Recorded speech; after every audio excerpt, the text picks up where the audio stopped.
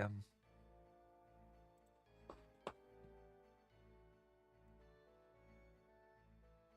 Hello. How are you? Uh, oh wait, I have to. It's on somebody else's chat now. How do I?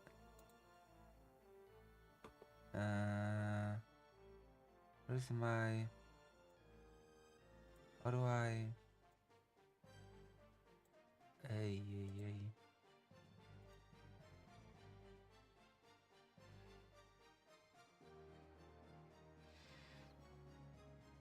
Okay, that's better. Zero chatters, just like God intended.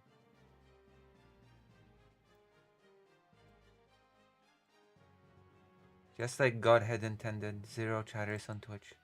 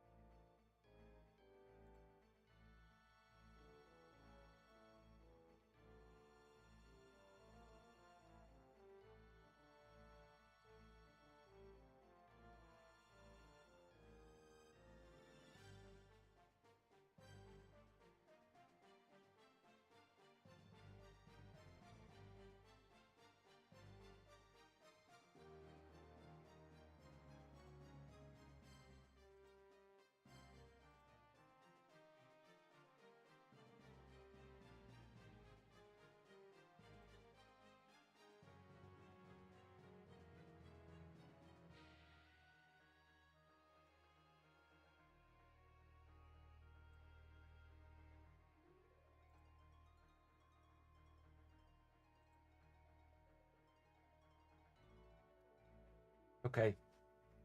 How is everybody? Oh, I need to. It's okay. I don't need to advertise on the President Sunday thing. No President Sunday nerds ever come. I'll finish this level and then I'll turn off Final Fantasy Tactics because it seems like my viewers hate this game for some reason. Don't you know that this is... Do I feel energized? No.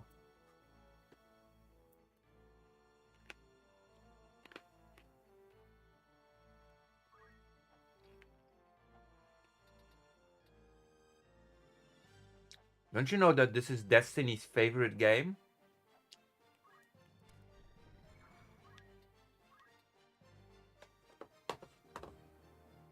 How do I turn this crap off?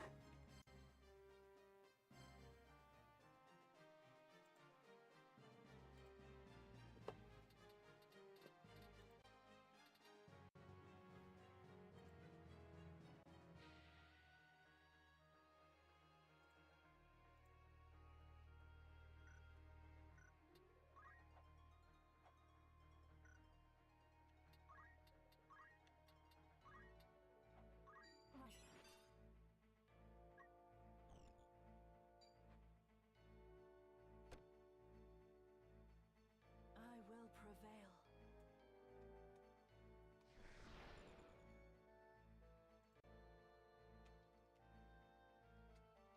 My turn.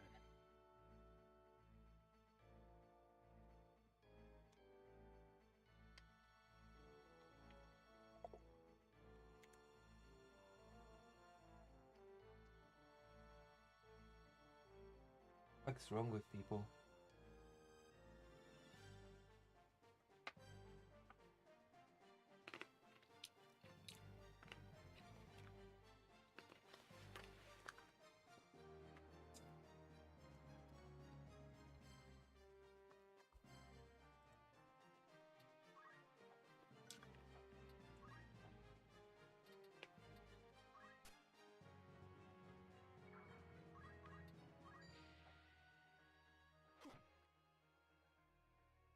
It's looking dire.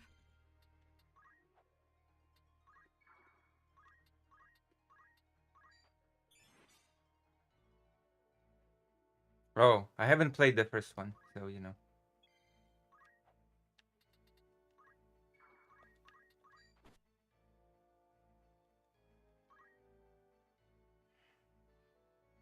Uh-oh. Oh no, never mind. It's still okay.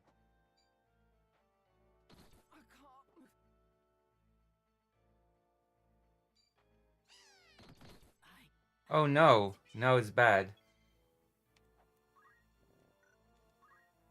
The situation has gone from bad to not so good. You know? I must concentrate.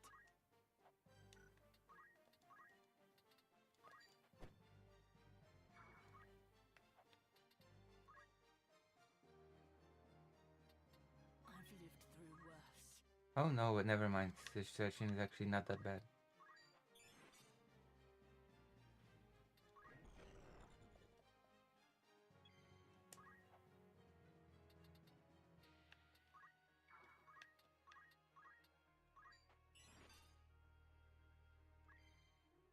Now the situation's good.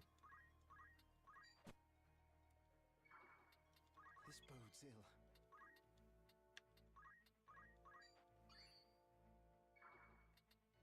If I must.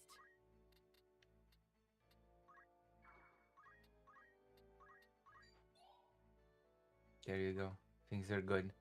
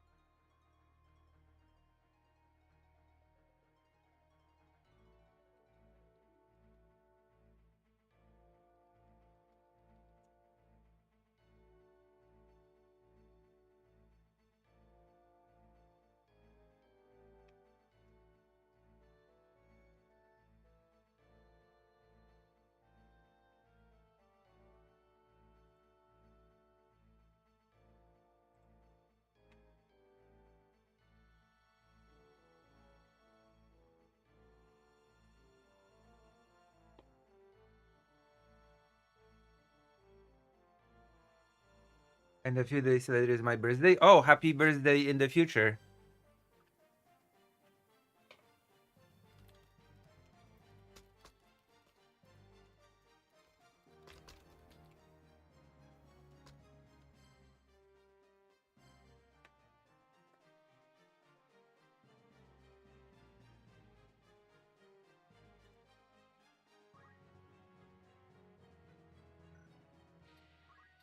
I ain't done yet. Better end this quickly. Better treat the... I've lived through worse. The battle is ours.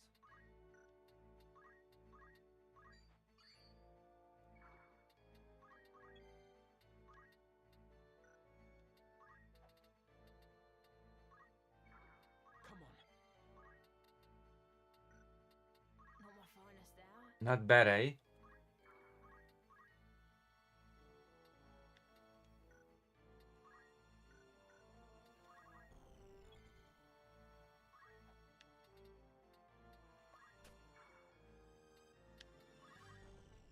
Oh,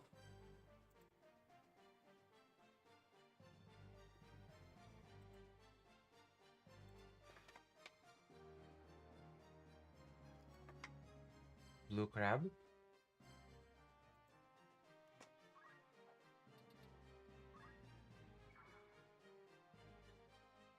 Was he ever given a thought to saving up for one of those video games?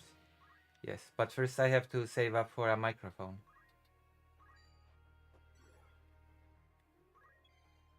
Also, I need what do you call it? There's so much to do, so little time, you know? You know what I mean? I ain't done yet. Reporting on the children that are being Firaja. Oh, I have Firaja. I don't have nearly enough um, magic points.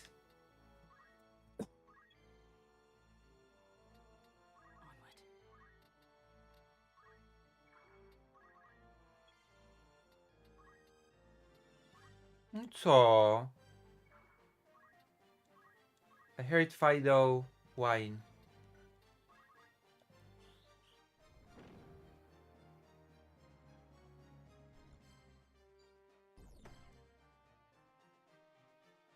This what would you sound like if you're submitted?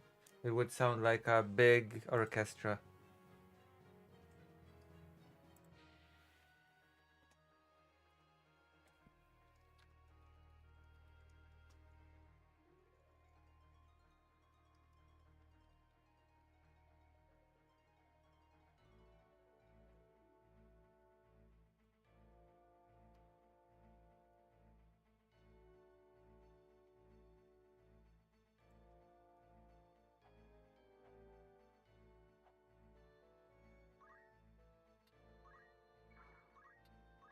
No co jest? O, Fajdo. Co się dzieje, Fajdo? No co? No co? No co? No co? Did you know what my neighbor said today? My neighbor said today that Fido does not like to be patted on the head. No co jest dzieje? Chodź, chodź. No chodź. No co? Can you hear him? Fido?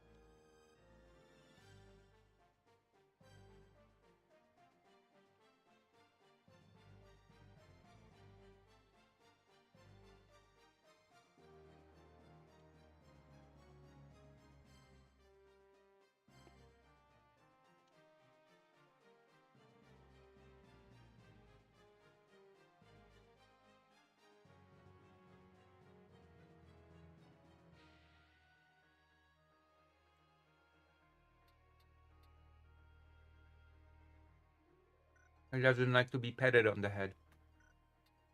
Or at least he didn't like it when we were on the walk today because he was turning away his head. He usually doesn't do it when we're alone, but he did it when he wasn't on the walk, so the trainer said that he clearly doesn't like it. Not my finest hour.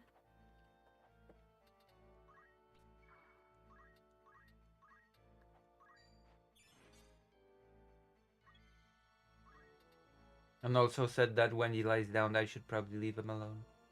Give him some space.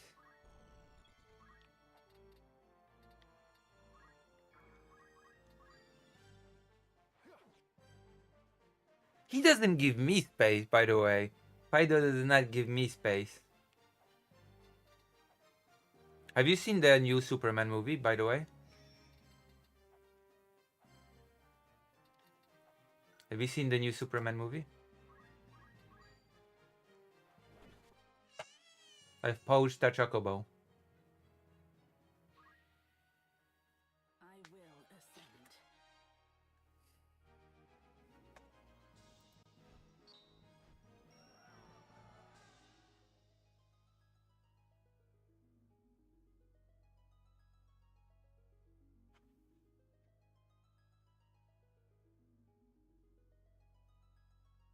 Hmm.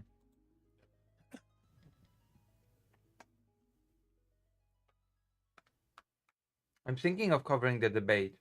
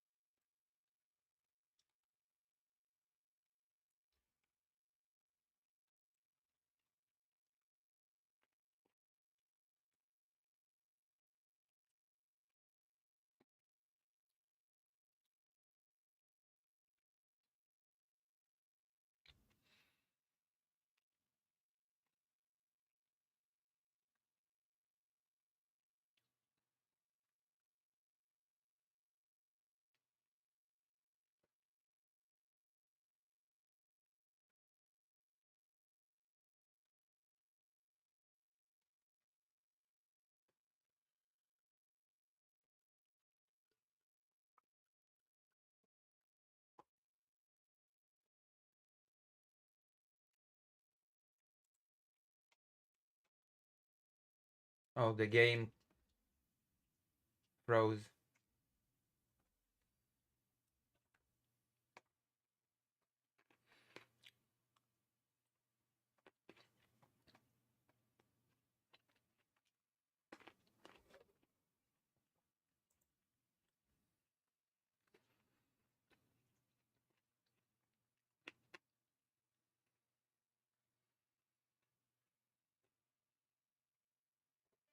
Oh.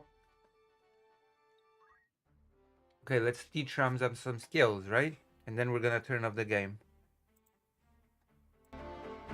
I playing this game too much. No, just kidding. I have not seen the new Superman movie. I was asking because Superman's dog acts just like Fido. Crazy. It's crazy how much.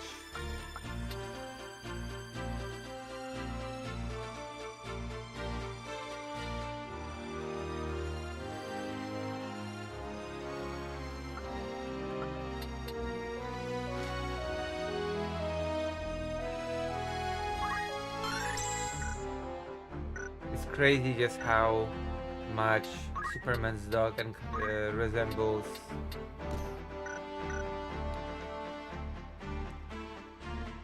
Simon Pierre Dubé says nobody can play FF Tactics too much. Oh, thank you, Simon. That's true. But you're the first person in the audience to appreciate me playing Final Fantasy Tactics, which I appreciate. Everybody's like, I don't vibe with this game, and I'm like, what? How can this be? Traitors, perverts, you know? You know what I mean? Like, it's super sad. I don't even know how to react when I hear something like this. You know? It's like a perversion of justice. Master 1 too, very classy. I know, right? Welcome to the stream. Also, consider joining the page because I'm fundraising for Ukraine, as in to go report in Ukraine. Holy. Yes, I do my best. You have my attention. You know, maybe we'll play Final Fantasy Tactics some more. I see that there's a person that appreciates the game right now in the audience, and it's like it feels nice, you know. You know what I mean?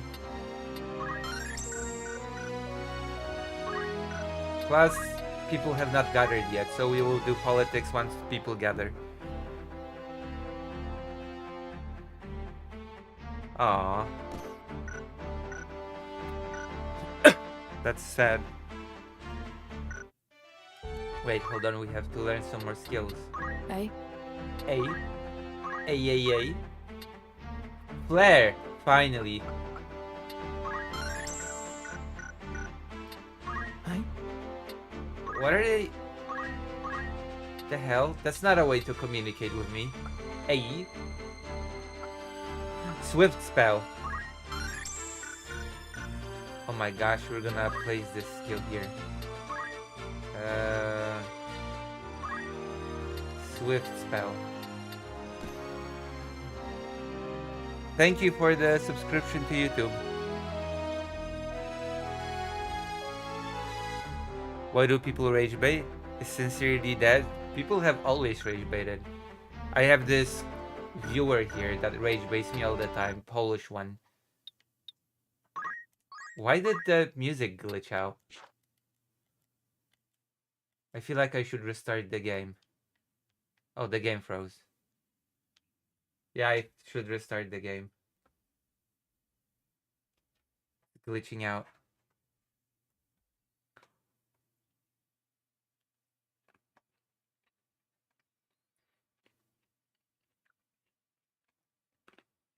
Also press like on the stream.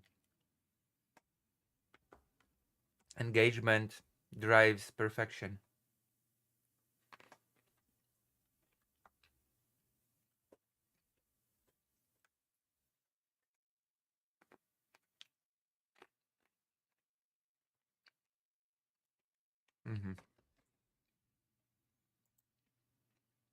I do have to restart the game.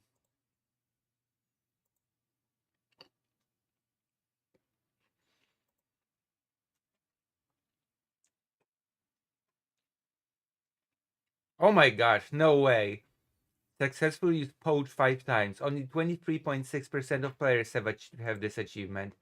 I am doing things that nobody else is doing in this game. No, it's not unstable. I just had it on. I just had it. I had it on the entire day and I fell asleep with the game on, and I think it was straining my computer.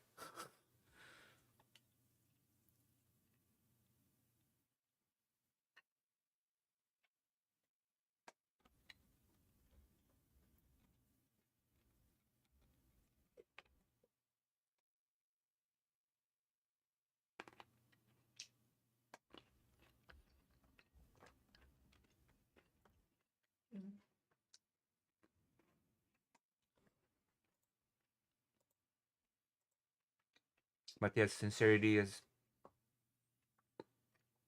Has sincerity ever been alive? That's how it's meant to be played. Oh. Well, my PlayStation's laser died. So. You couldn't even get this game legally in Poland, by the way. You had to pirate it because Final Fantasy Tactics was never released in Europe. It was only released in the United States and Japan. Oj, Busiu! No co jest? Ojej. Aw, Fido has just put his face on the table and is looking at me. Aw. No co? Co jest, Fido? No co? No co jest, Fajdusiu? Fido wants something from me, but I don't know what. He won't come to me, he just placed his face on the table and is looking at me, and it's just, you know, and it's just... Busiu, no chodź do mnie. You know? He wants something, but I don't know what he wants.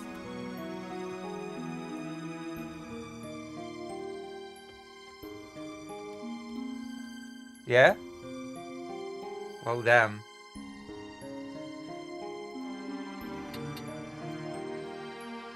Really?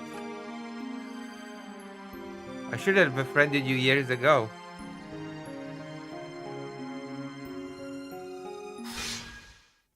I should have befriended you years ago. Like, the big indication that the laser was dying was when the intro was trying to glitch out. That meant that the laser was dying. When intros like this would start glitching out, that would mean that the laser was in bad shape. Or worse, why do people espouse things that they don't actually believe? Because they want money and they don't care about anything, basically. By all means. If that makes sense. I don't really say things that I don't believe in.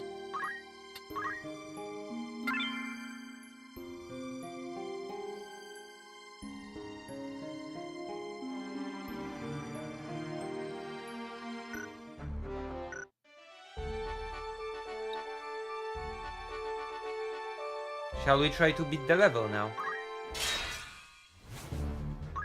Oh, I should buy some items. Oh, there was a flood and I had to take them off. I have to put them on again. It's been a while since you've been on the stream, hasn't it?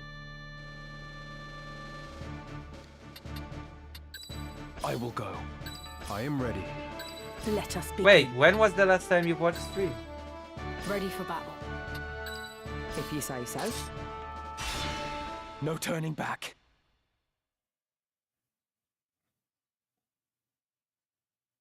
I've recently came back from Ukraine.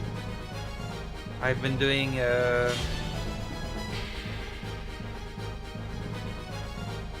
I've done some interviews.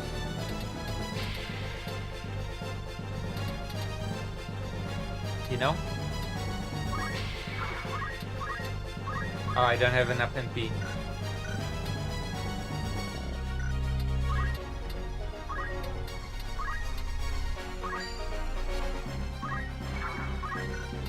Onward.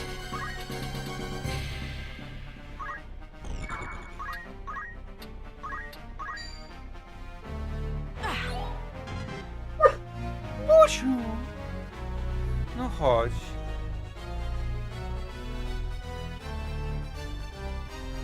Also, how do I say it?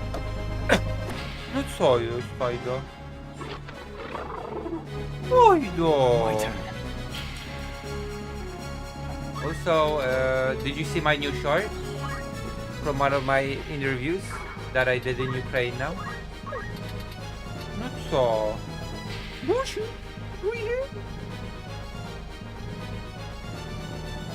Okay, now Fido is with me and I'm petting him under the table.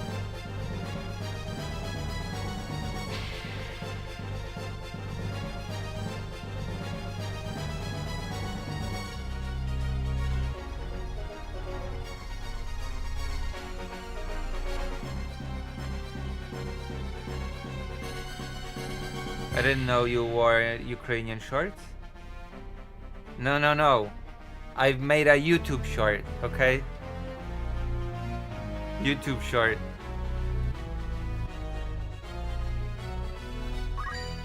About the dream machine.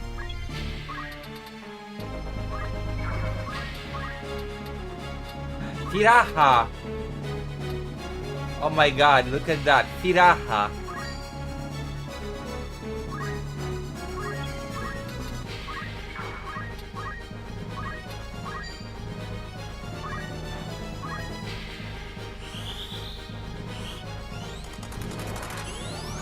Uh-huh.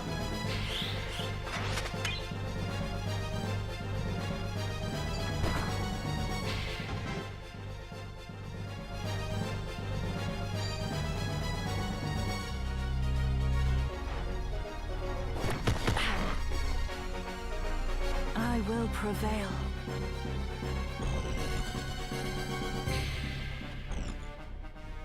Uh-oh.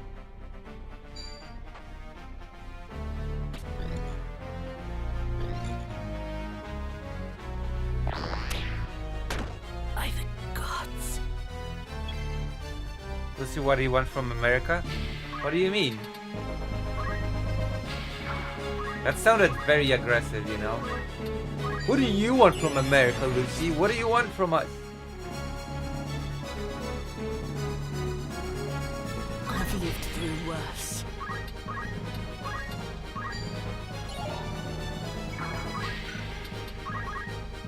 Tiraha.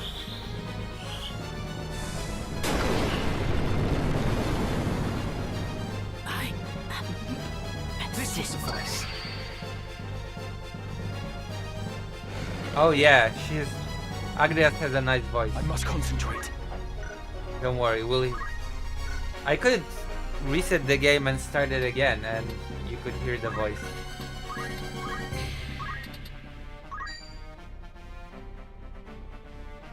Like if I were to send you another package, what items would you want? Oh, Surging rage erupt. An food items extension that of my will not fist spoil. become Aura blast. Like, What's the plan? of course, Old Bay. Of course, something like apple butter, Here I go. because my mom loved it. You know?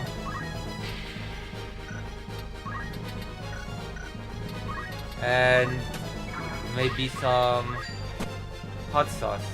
That's American specific.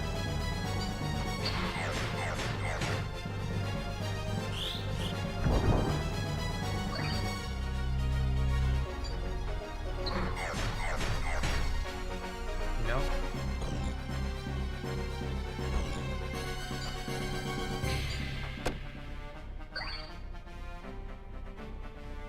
Yeah, I've seen it. They eat increasingly spicy chicken, right?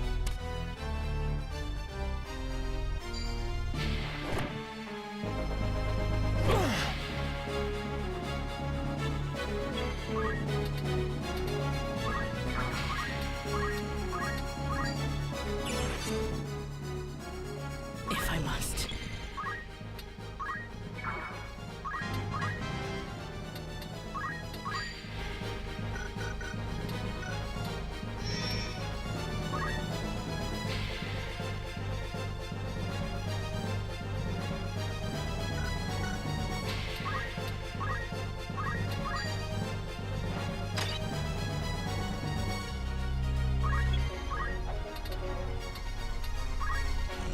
Yeah, I've seen it.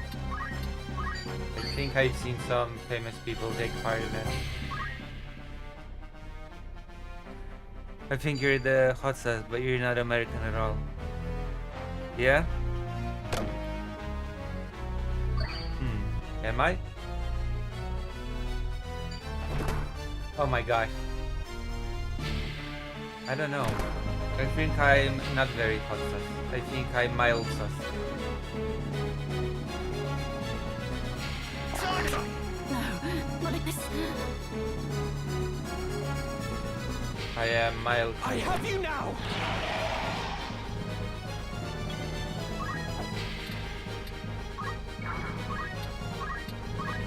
They called me mild sauce Lucy.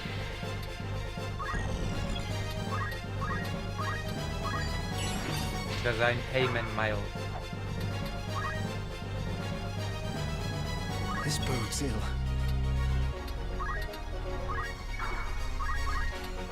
You're done for. Aha!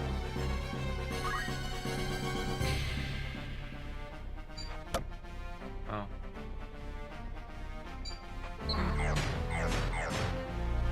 Oh.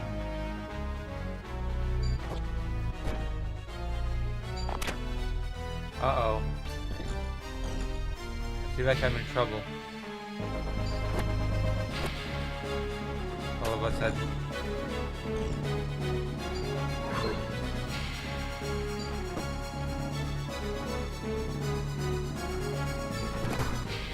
Okay, I think I have to restart.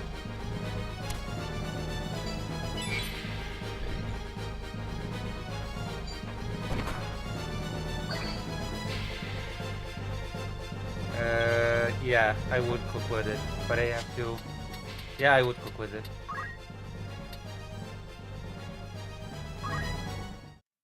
Maybe I would do a cooking stream. I could do a cooking stream with the laptop.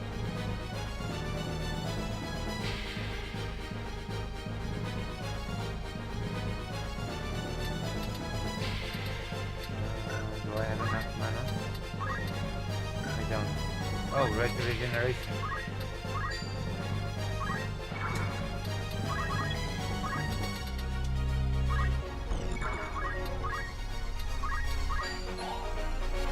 Oh. Pho is not easy to cook. You're supposed to leave it like you're supposed to cook it for over 24 hours. But pho is not easy to cook. And it has a lot of different ingredients that I probably don't have access to.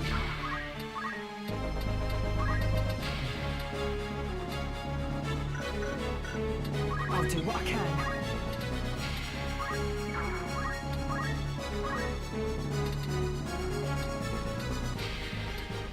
Got her talk?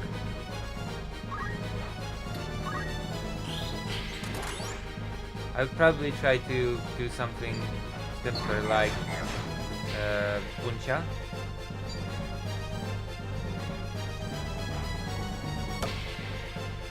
Buncha is something that I feel like I could make.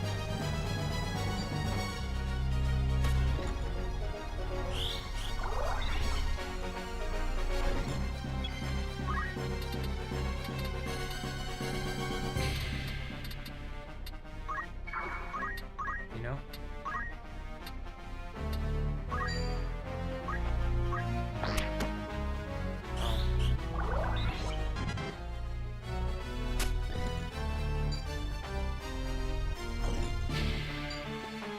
Buncha. It has an N before the chip. It's grilled meat with loads of different greens and an addition of rice pasta.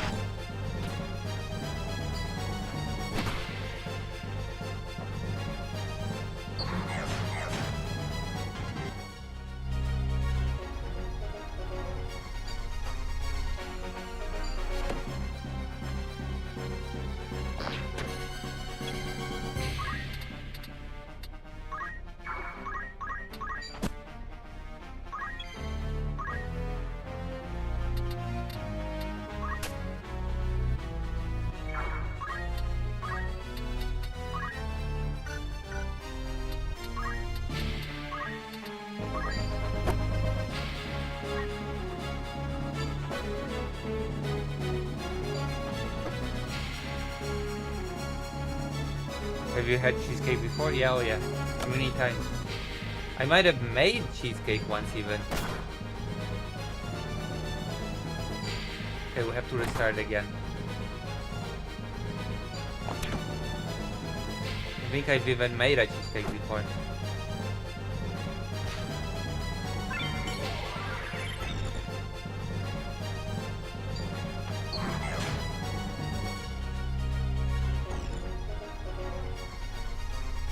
I make a really good apple pie.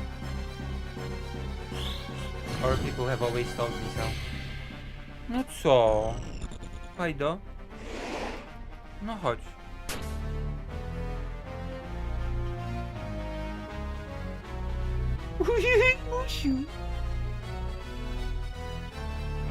I know what Fido wants. Fido wants me to buy a mashup color for birthday. Oh. He's asking me for it. He's like, shock me. I need it in my life. I need to be shocked.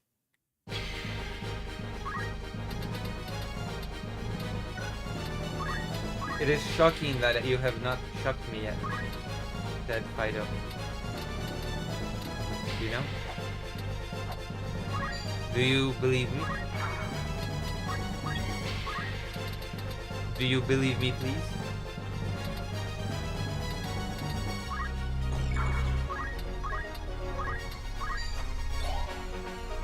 I feel like I keep doing the same thing and I keep missing.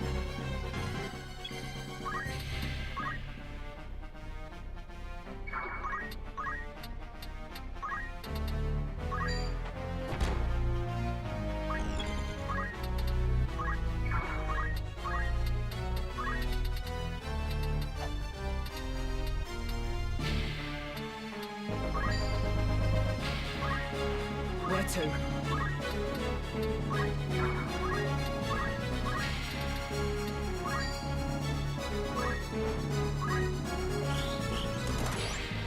Oh, it worked.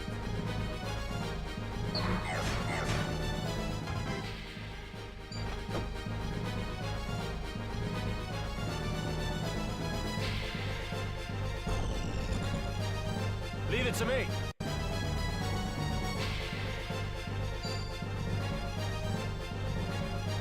You're mine now. I've got.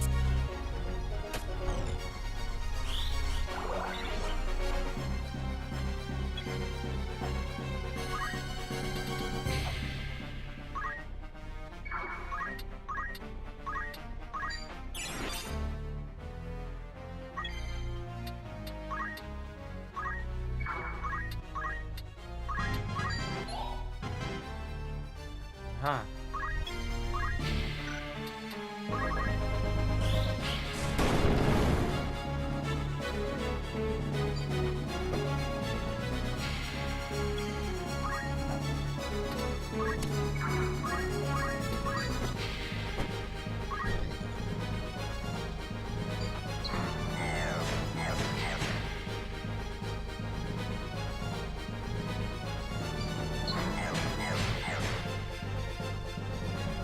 Holy crap. What a deadly combination.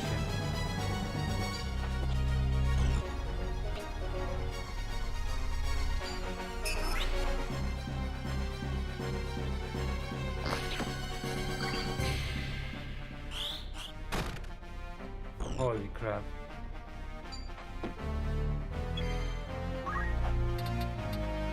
We still have a chance to win this though. I've lived through worse. As long as I can keep them alive.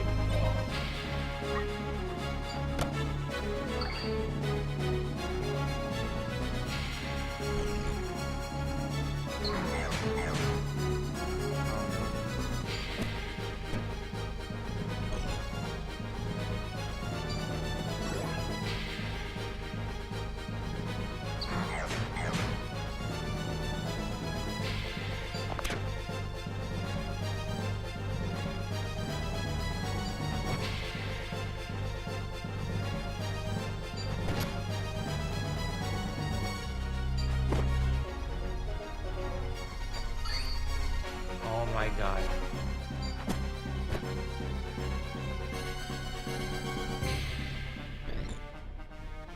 The game is just happening without me.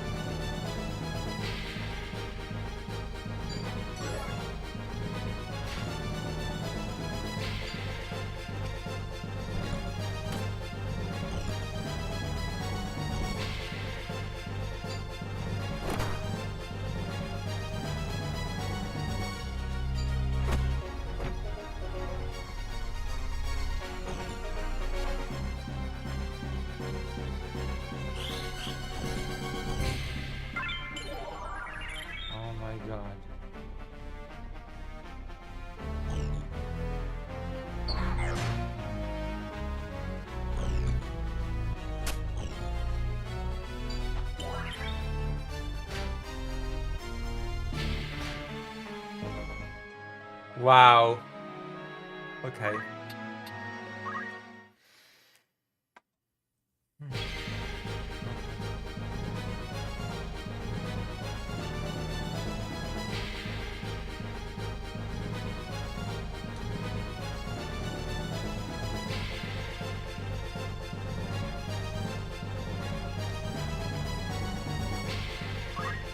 Listen, it's tough out there.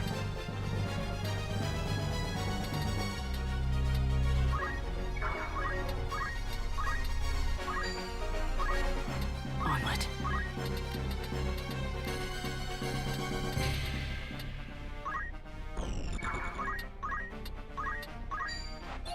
Oh, it worked.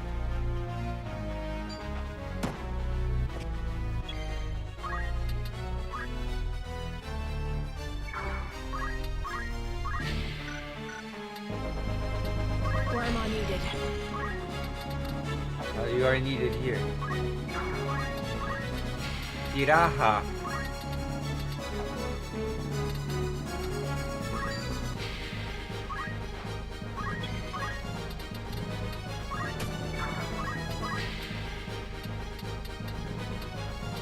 Gravity.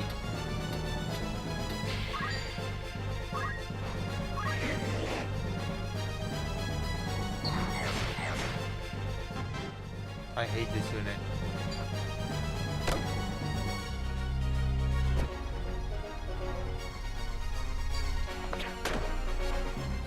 And its stupid confusion. I have not seen the movie Schindler's List.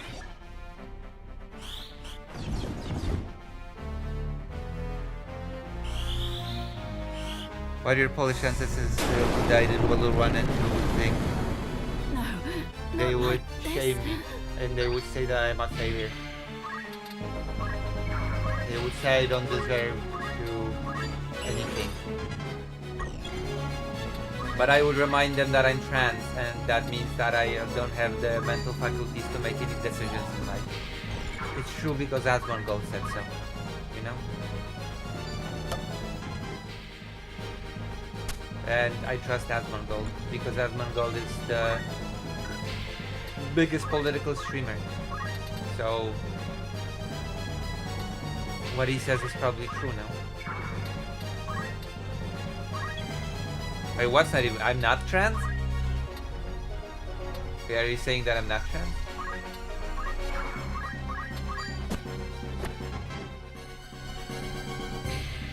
Let's see. We have to watch Schindler's List. We have to.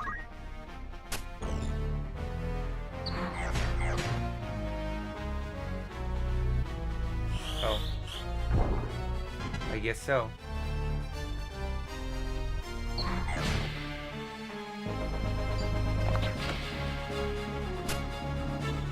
I'm just a woman trying to find my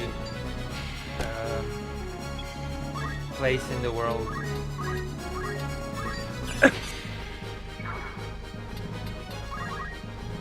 By, you know, whack.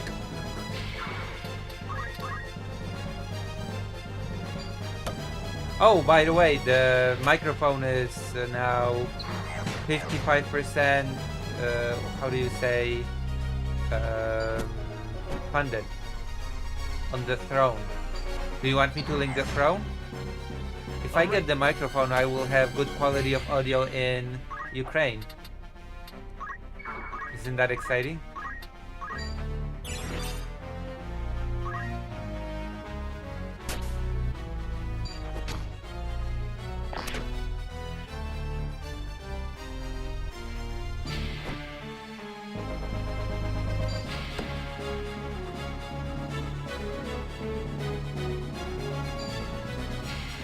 Asmongold is apolitical actually. He just uses common sense. That's This true. is just the start.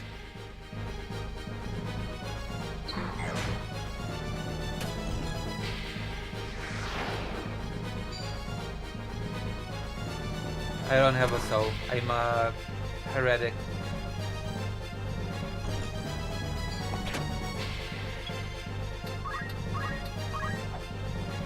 I have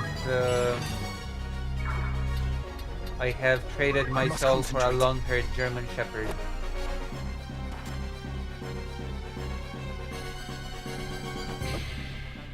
Actually. Oh no, I'm restarting. Again. How many times will I be restarting this?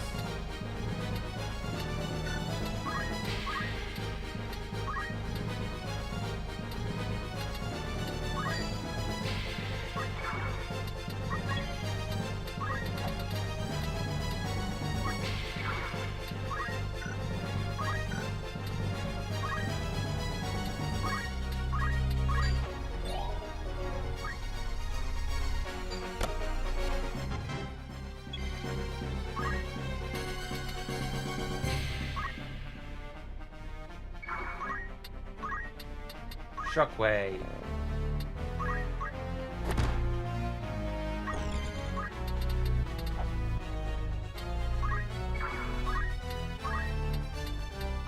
Iraha.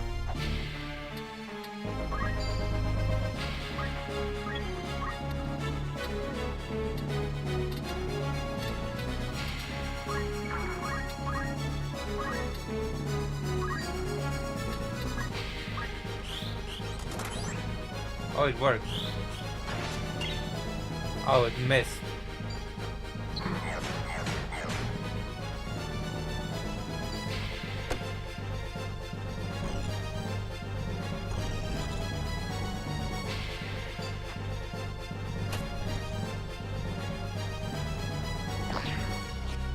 Oh wow. Cannot believe they missed.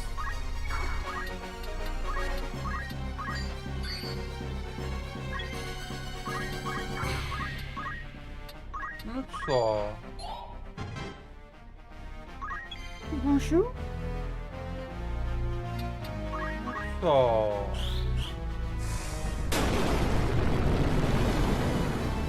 No, not like this. Killed by an ally. Shameful. Where to?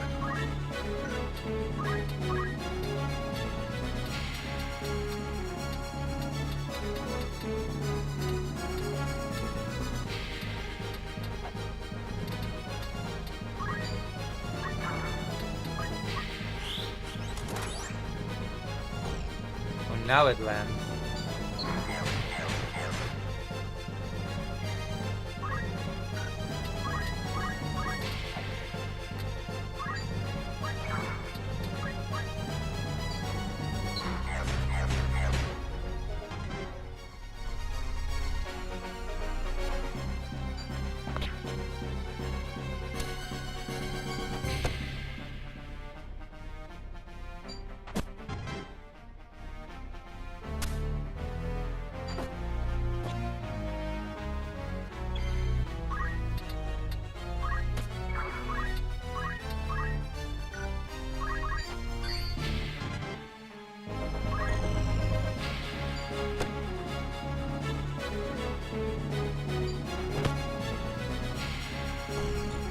Oh my gosh.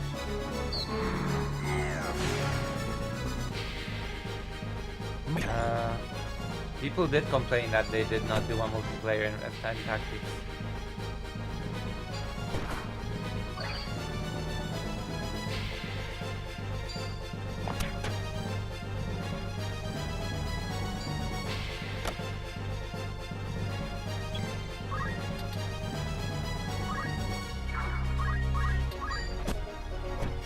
Well, I'm about to use my unit because they're not allowing me to go over and use the Phoenix down. I must concentrate. Yes! Oh my god. I thought I would restart again, but maybe not.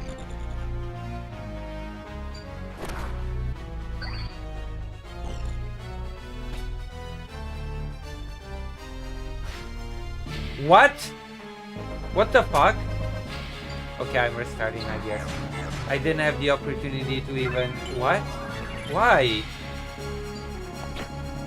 It skipped a turn.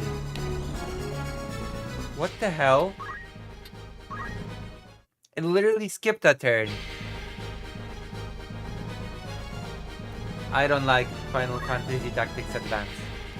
I don't know. I think it's far inferior to Final Fantasy Tactics, the one I'm playing right now. Hot take? Maybe. My brother says that Final Fantasy Advance is good, Final Fantasy Tactics Advance is good, but I say that it's a bad game. Okay.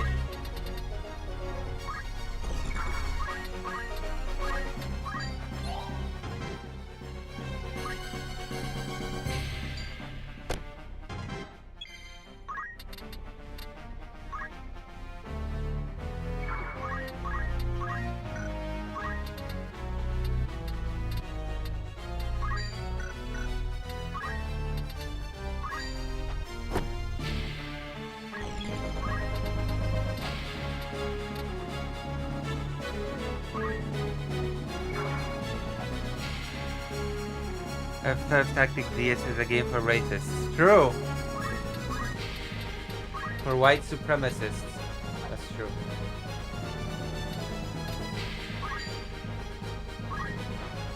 And perverts. Don't forget that it's also a game for perverts.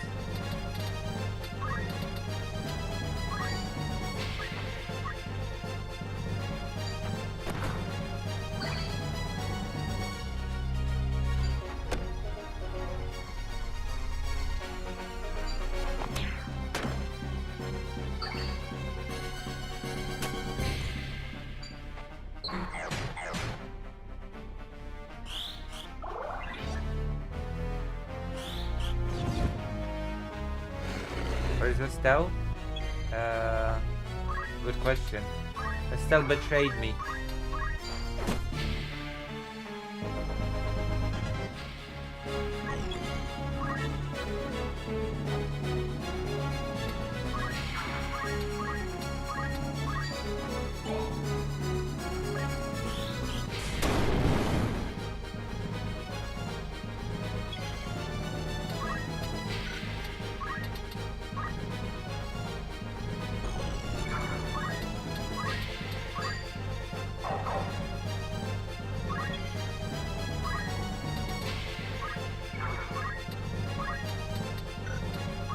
Co jest, Fajdo?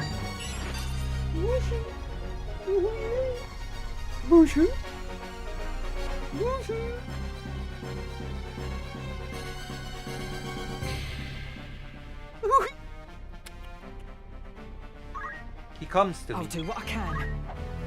because he likes me. I hope. Fajdo! Fajdo! For Brooks? Yeah. Brooks betrayed me as well, by the way. We were supposed to do a video game, regular thing, once per week. And then nothing. He doesn't even talk to me anymore. Brooks doesn't even talk to me anymore. Brooks is like, screw you, Lucy. If I must. No! Brooks doesn't even say screw you, Lucy.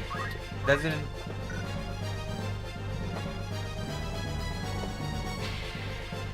Have you seen The Pianist? I knew you'd ask about The Pianist sooner or later. I actually haven't. Interestingly enough... Not a good death. wait, because The Pianist is about this famous pianist, right? Duh.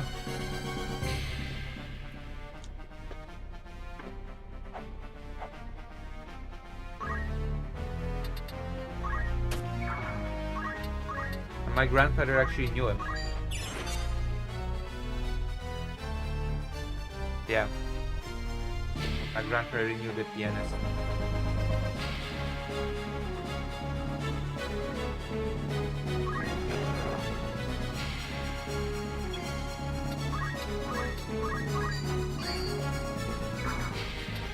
I've lived through worse. Hold on, I'll be right back. I have to take away the bottle from Fido. He's being a bad boy.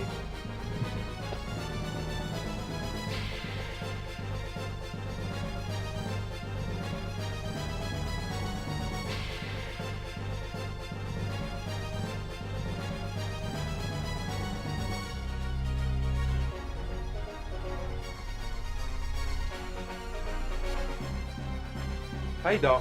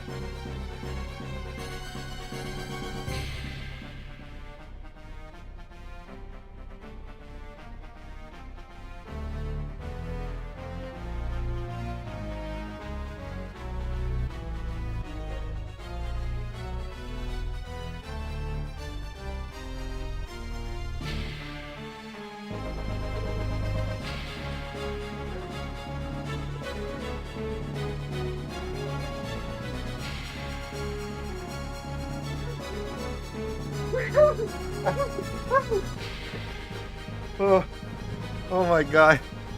What a busho! Sorry. My dog wants to play now.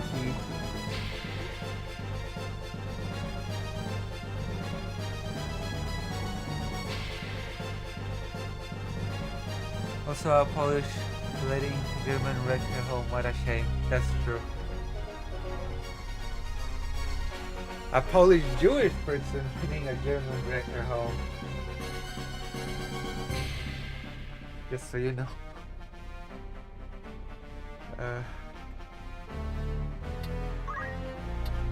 Yeah.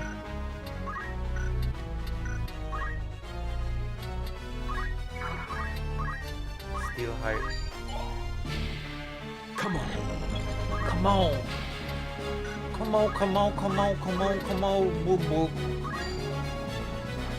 Boop. What's the plan? The plan is, damn.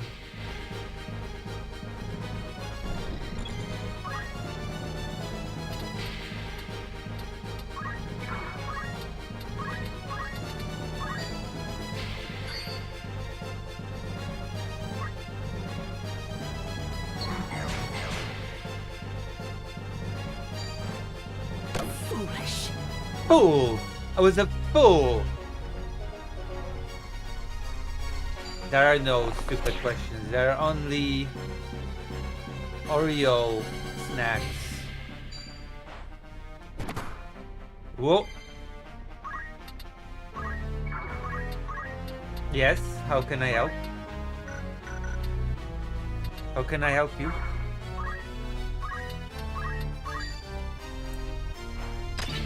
No! I wanted to steal the helmet. This game is racist towards me.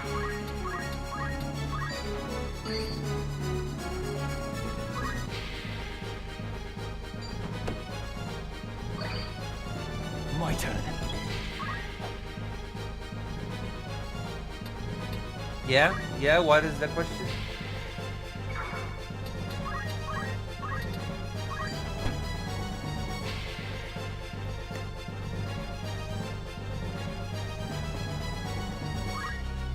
The answer is that I cannot tell you what the answer is. You haven't asked the question. We're gonna steal his helmet. What? 46%? Come on. Come on. They're 46%. Come on.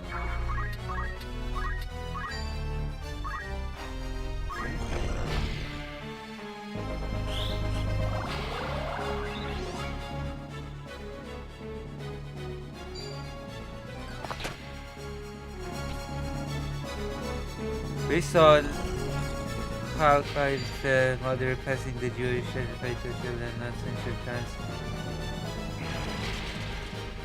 I mean, yeah.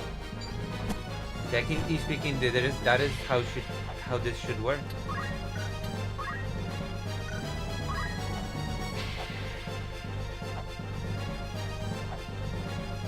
If no transphobia is to take place, then yeah. Yes.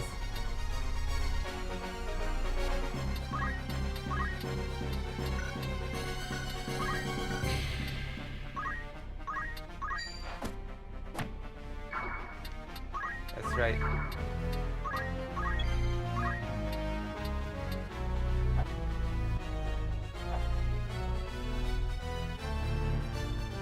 Where's the guy? Oh, I need to steal his helmet. Give me your helmet. What the hell, dude? Give me your helmet.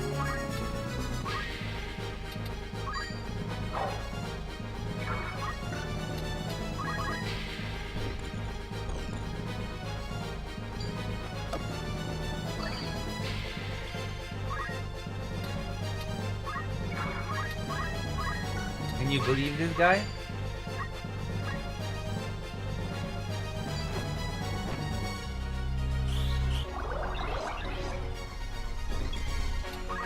Give me your helmet. What the hell, dude?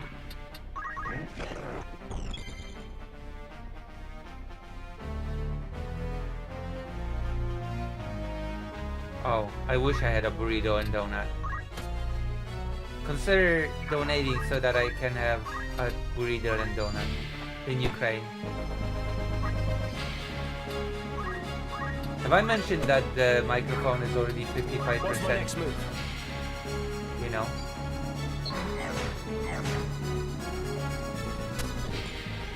Onward. I just bought a membership. That's true.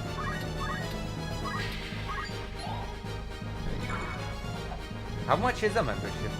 Is that a burrito?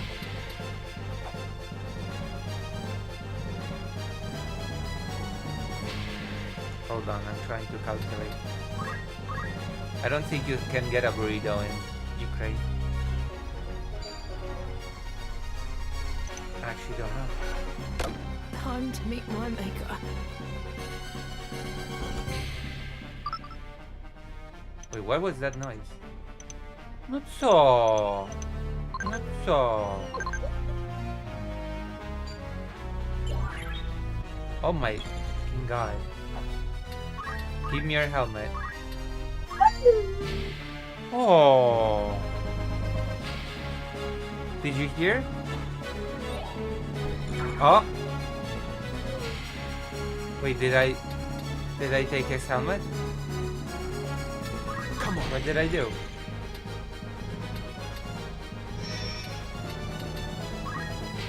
No, I didn't.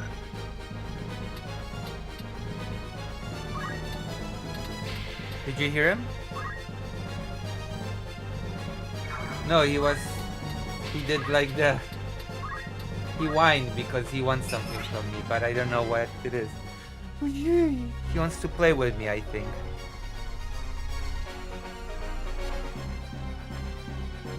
Apparently German Shepherds are very vocal dogs.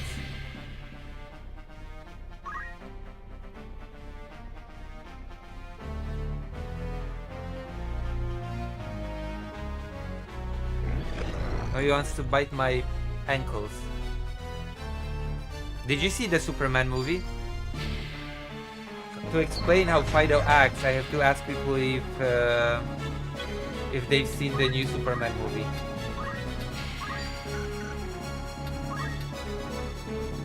Oh no!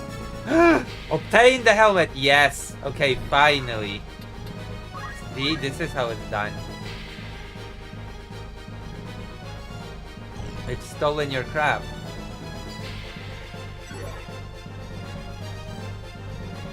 Your crap is mine.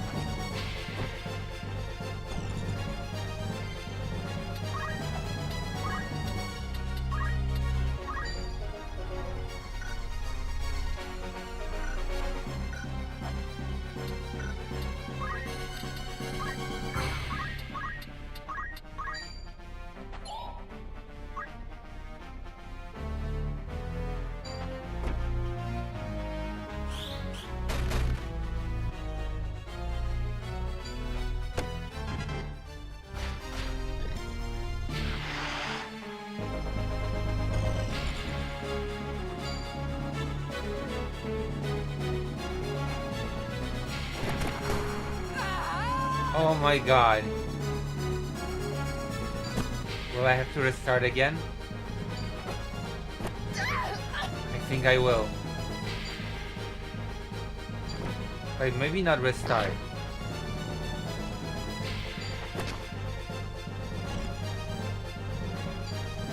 It's not my fault. I hate the whole confusion nonsense.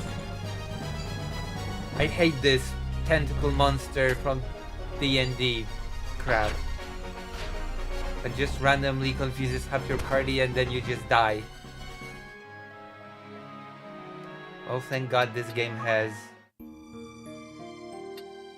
autosave.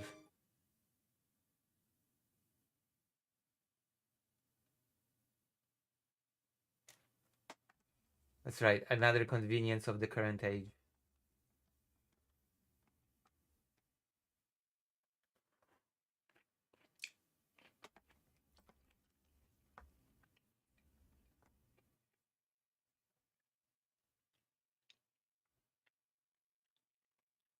Autosave is for noobs, Lucy. I am a noob.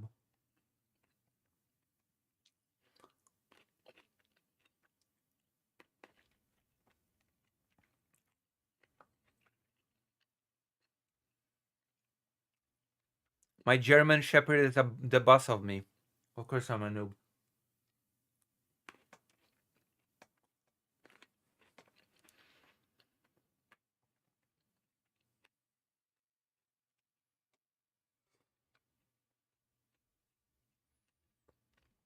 The game has frozen again. Also, I feel like we should do politics soon. I have a thing that I want to show you.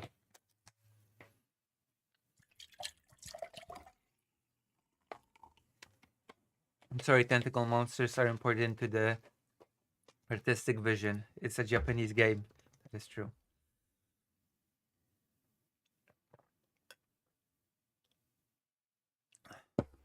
I don't mind the monster. I just mind the monster having this stupid ability to cast confusion on my troops.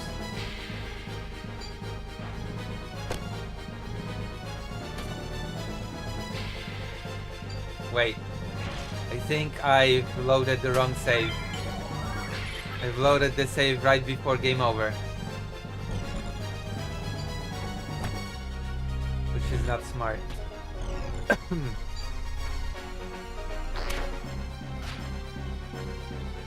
Literally.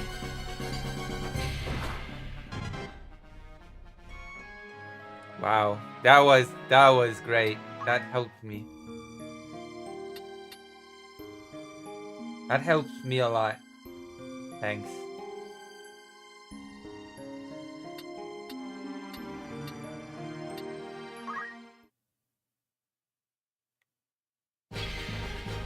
Oh, this is just the start of the battle.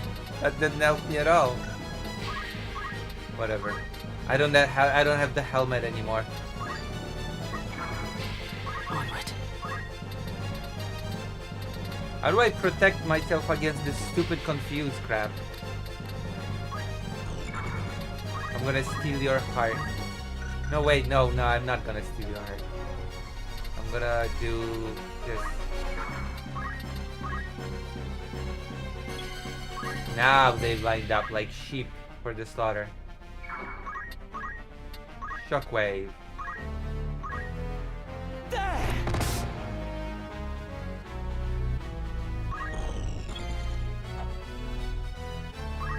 Yeah? Nice, thank you. I do love this game. I'm so happy that finally we have a version for Steam.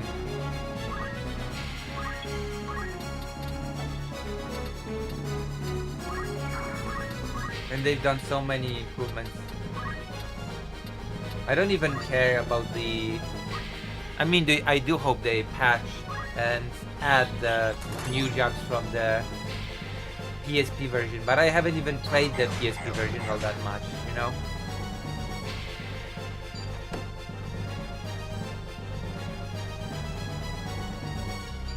I mainly played the PlayStation version.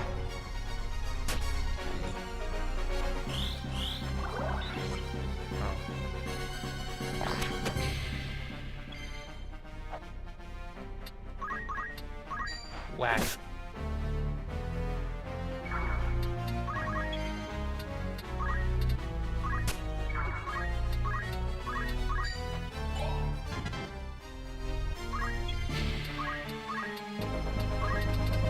Iraha.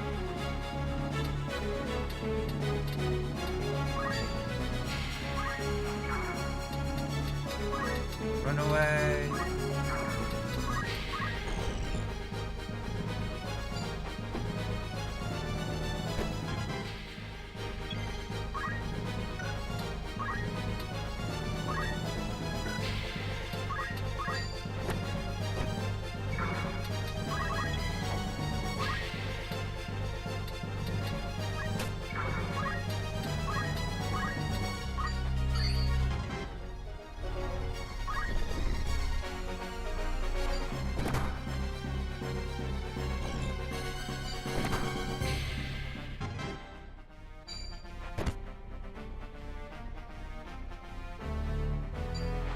The next move is key. Yeah. It is.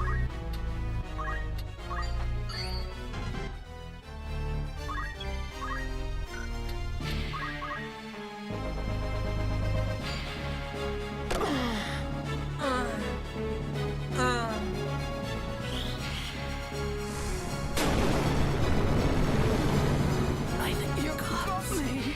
Oh my effing god. Too slow. That was horrible.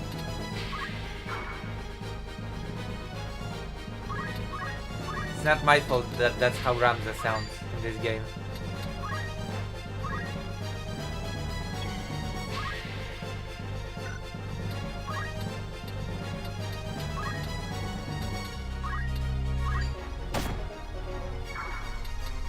I actually skipped that spoken dialogue.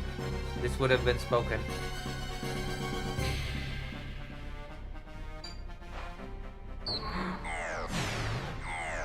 No!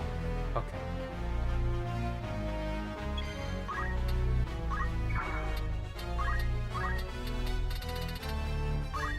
I'm gonna poach you, motherfuckers. if I must. You have an ugly soul.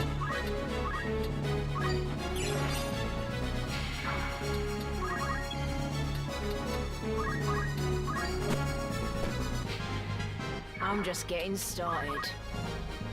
I'm just getting started.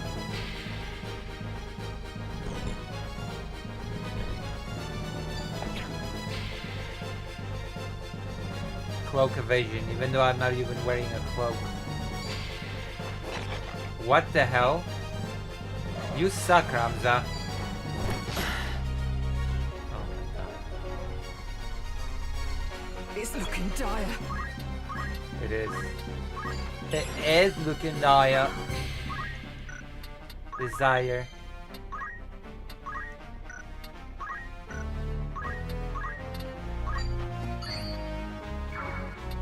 Where am I needed?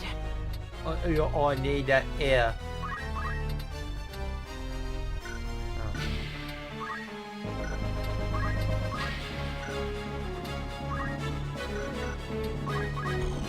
Still move.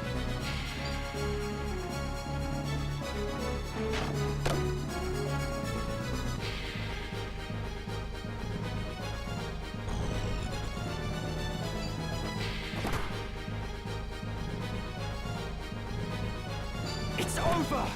There we go.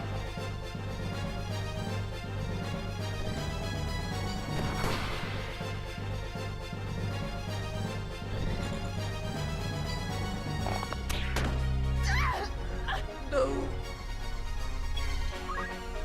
I'm gonna poach you.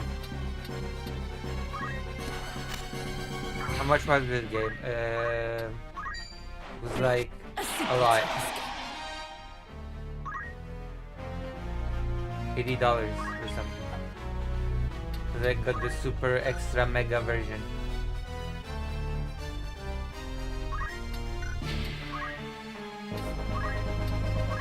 That's right. This game that's 20,000 years old was a lot of money.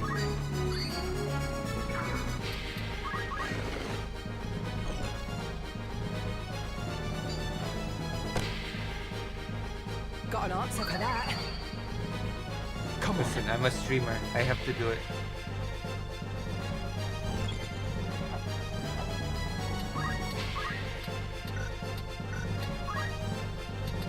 I'm gonna poach you as well.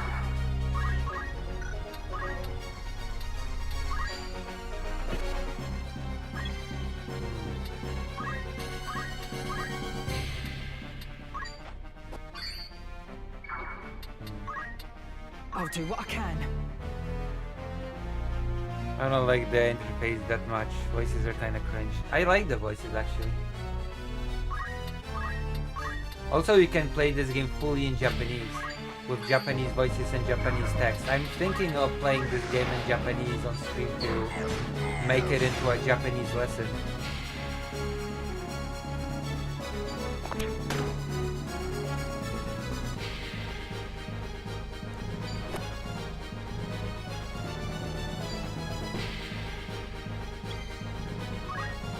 I'm gonna poach you. Oh no, I cannot poach him. If I'd be able to poach him, the battle would be over.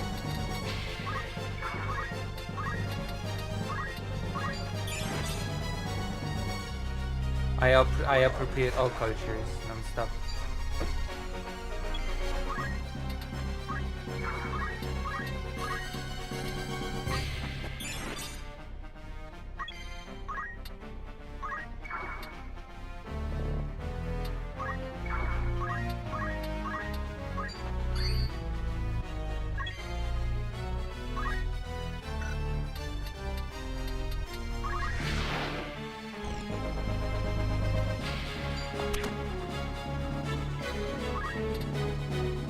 Oh my gosh.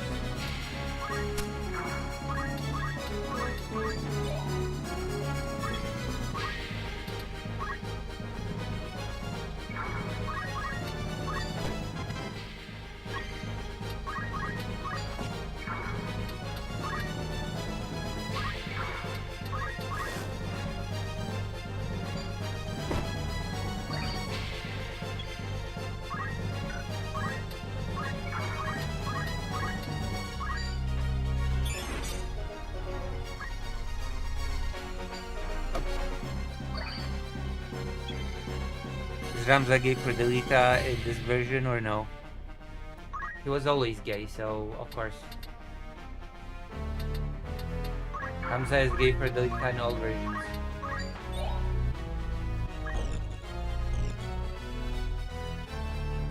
And this game is based on the original faithfully, so you know.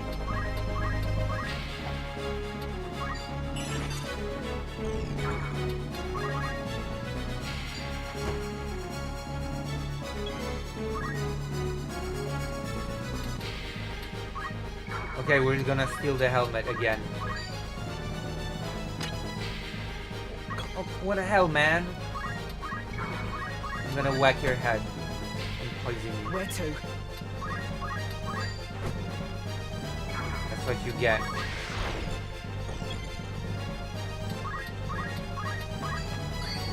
See, it only took us 15 tries, but we won in the end. Wait, 1, 2, 3, 4, 5. Okay, that's not one of mine. It is time. Okay, I'm gonna steal your helmet. Yes, yes, you can die now. I've got your helmet. You can die now.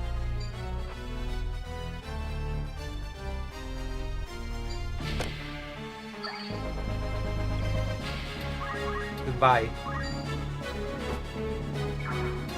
I ain't done yet. Give me this item.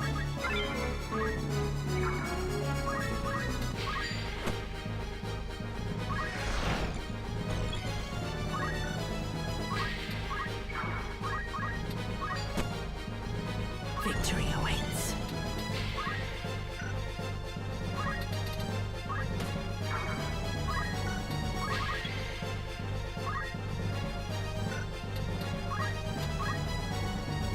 There you go. Oh. Oh. Oh. I'm gonna whack you in the head.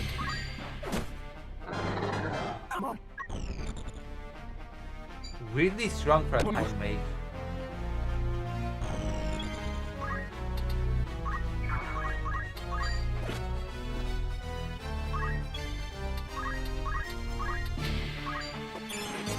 One, two, three, four, five.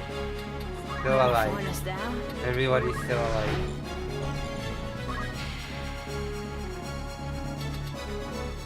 That's true.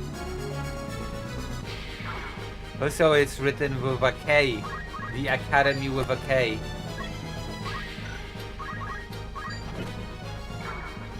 I ain't done yet. This is actually how they spell it out in the game. Academy with a K.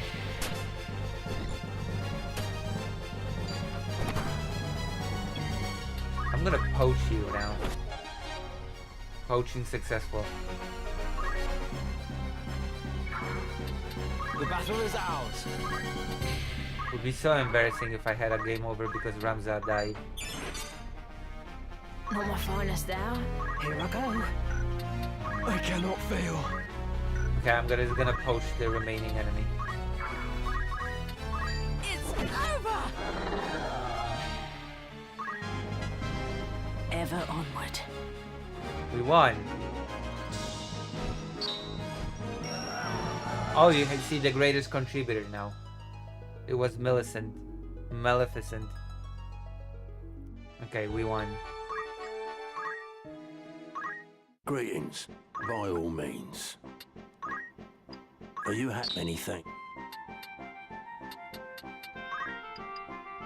Thank you for that by all. Got so much money. Save game. I'm gonna show you the power of the voice acting in this game. Look.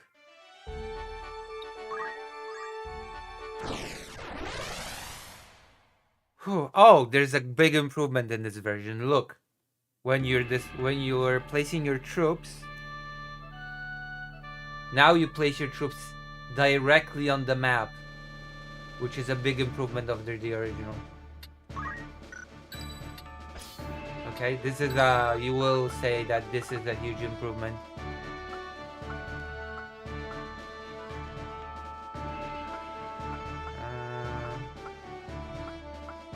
And you can change equipment and then jobs, etc.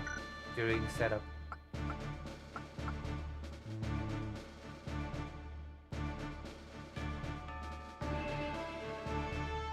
Tis time.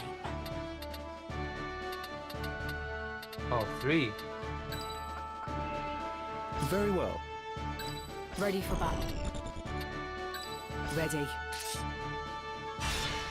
To battle.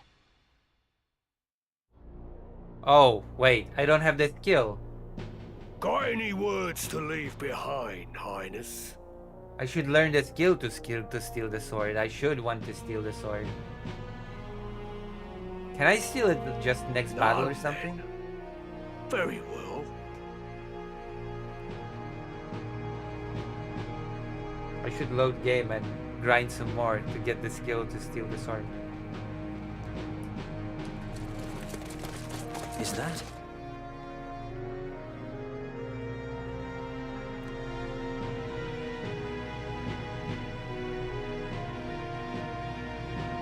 The enemy!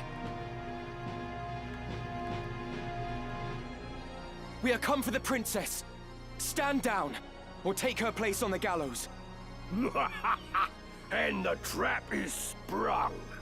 Also, the translation is better than the PlayStation 1. I don't think I have to say it. Trap.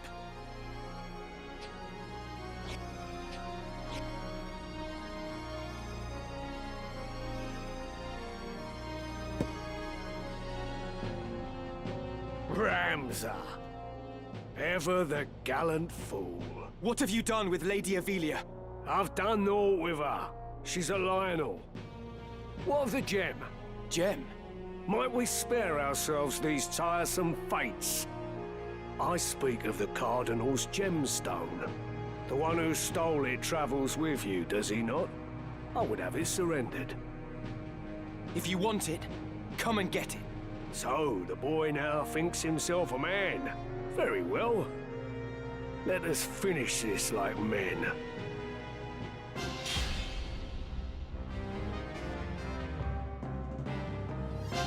It is not too late to change your mind, Ramza. Return with me to Egros. Your brother Dicedog would fain forgive what's done. He said as much himself. What is it that stops you? Chivalry? A tired relic? Neither justice nor loyalty ever filled a man's belly. However you may pretend, you are a noble. It's in your very veins. And a noble rules over and uses the small folk as he sees fit. Lesser men can only dream of having your lot in life. So forget this foolishness and be who you were born to be. No, I will not. The foolishness is believing that our blood dictates our destiny. I refuse to exploit others simply because I was born a Beowulf. Even should it mean defying my brother, I will be true to myself. I will play no part in his foul plots. Foul? You would paint your brother's deeds as foul? Yes. He's a cunt. A giant cunt. For generations, House Beowulf has possessed great military might and the influence that comes with it. As its lord, your brother simply upholds the duties of his station. You of all people should know that. My brother shits on my father's legacy, literally and figuratively, and all the other meanings. What you call foul, I call necessary. Deny it all you want. This is the way of the world. My brother and Duke Larg seek to ignite war to further their own ends. Yet who is it that would be made to suffer? It is the soldiers, who fight and die with their names unknown to their lords. It is the veterans, who are cast aside when their swords are no longer needed. It is the common folk, who are bled dry by taxes and levies. After 50 long years of conflict, the kingdom was finally beginning to know peace again.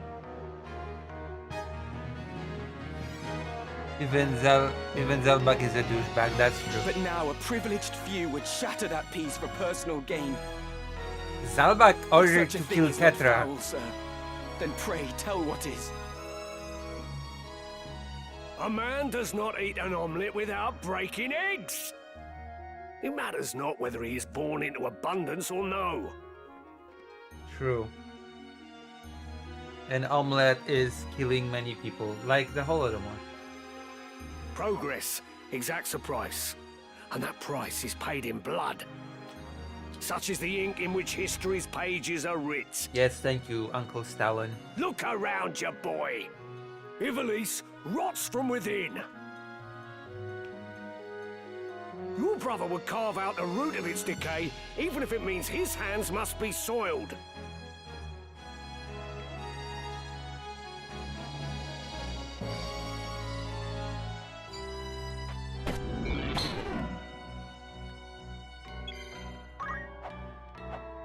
You know what I will do? I will steal his heart. Oh, wait, I cannot! Wow. Okay. Holy crap. Why not?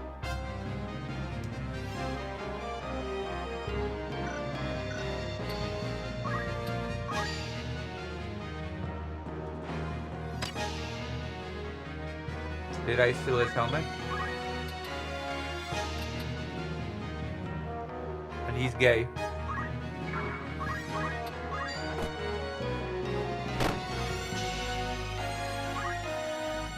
For the sake of progress, you would see Lady Avelia sacrificed. I will not abide it. I will not stand by and watch her made another Tetra. Forget Zeepton. That was not within your control. But many things are to an heir of House Beowulf, and you have a duty as such. It is your fate to see that duty fulfilled. As it was my fate to let Tetra die. Yep. No. Fate No? had no hand in that. Tetra died because I did not raise a hand to save her. I've lied to myself all this time. It was my own inaction that killed her. I will not forget it. I must concentrate. Also, I've always wanted to, ever since the PlayStation version, I've always wanted to recruit Gavgarian. He looks cool, he has cool skills. I don't know. It's a shame that you have to kill him. It's a shame that you cannot just, hey, you're a mercenary. I can just pay you more than, you know, the people that are paying you. Why don't you just join me?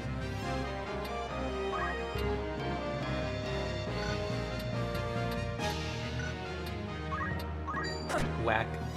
Oh wow, I'm strong. But it's okay.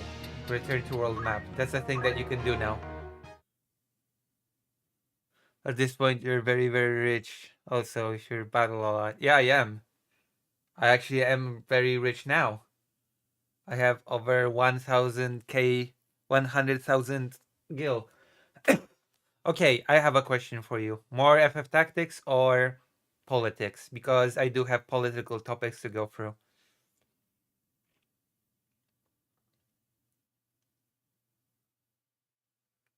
How many people are watching stream right now? How many people like Final Fantasy Tactics? Let me see. I wanna watch the meeting between Zelensky and Trump and react to it.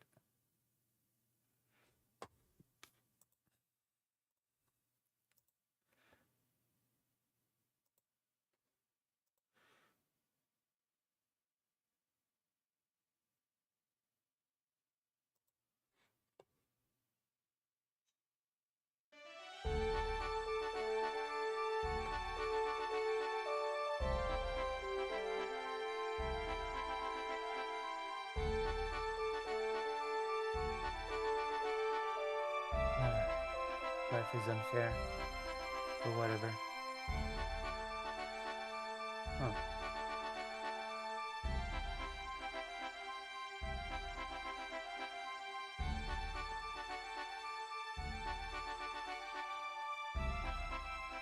Yeah, I will make a segment out of it, definitely.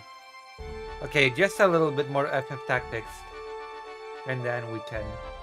Because I've got, you know. Hold on. I could just learn the skill. You have my attention. Steel weapon. Yeah, I can just learn the skill now. Look. Steel weapon. So we're gonna try to steal the weapon. And armor, for that matter. We're gonna steal the armor as well. And accessory. We're gonna steal everything from this guy.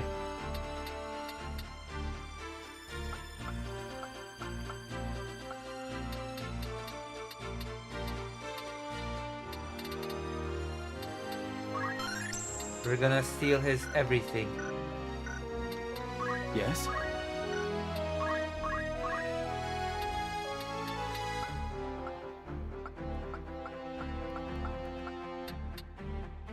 This does not work. I chose the... I have the first strike equipped, but it does not do anything. So instead I'm going to do critical recovery, whatever. Wait, monks don't wear even headgear? The music glitched out.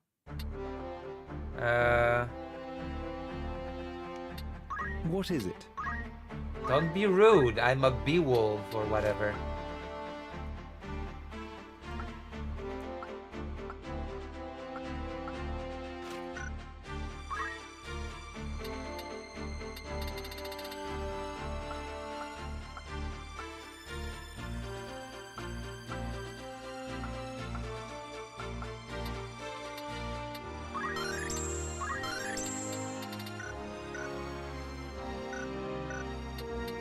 Eh? Hey.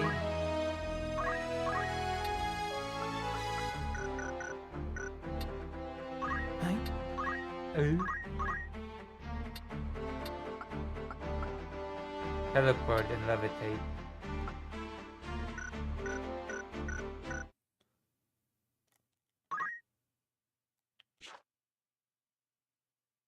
Okay, we're gonna stop FF tactics for now. I do show signs of being an addict.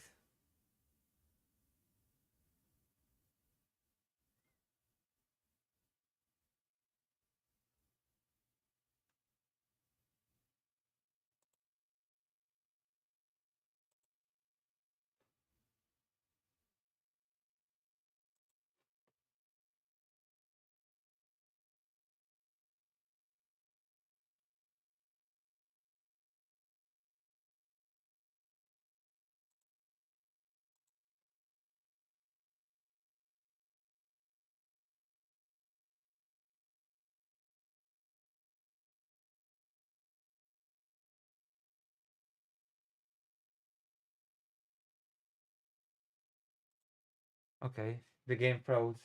So I'm gonna go to the toilet, and when I'm back, I'm gonna save, and we're gonna do a segment.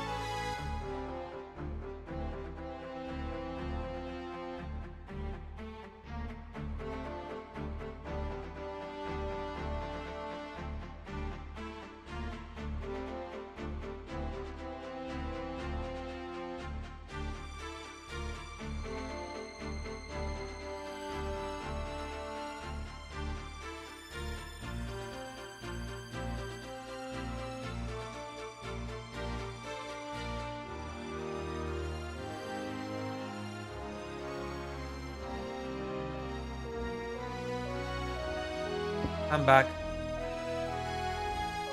Yeah, it just coughed up a bit. Alright, let's save. I knew it would load eventually.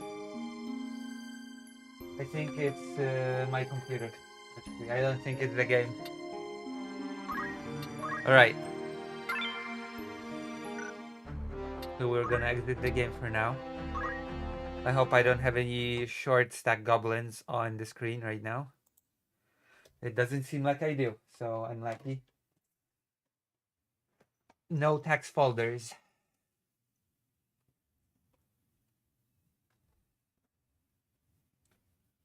Alright.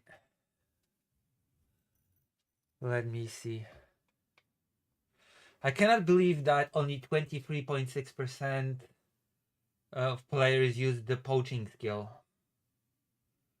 I've got 16 out of 50 achievements. Isn't that cool? Isn't it cool that I've got so many achievements? You're too classy of a lady for short stack goblins, that is true. I do want to play some more Final Fantasy Tactics later, though. Jesus Christ. Okay, we're gonna watch the Zelensky thing. We're gonna have a nice segment for tonight. That is true. Listen, I'm a big Final Fantasy Tactics fanatic. Let me see how much it is actually. The price is going to be in złotówki, so the 240. It's gonna be, I'm gonna tell you, okay? Złotówki na dolary.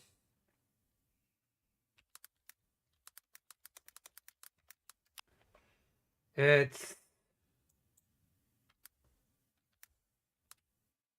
no, it was actually $68. Never mind, $68. I made a mistake. So YouTube.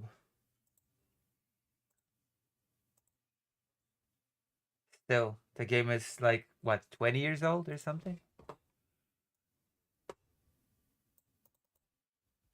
Still expensive, that is true. But you know what? I'm a Final Fantasy Tactics. As you can see, I play it quite a lot.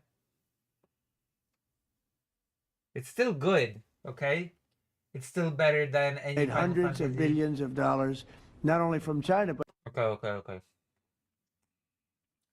No spoilers, please.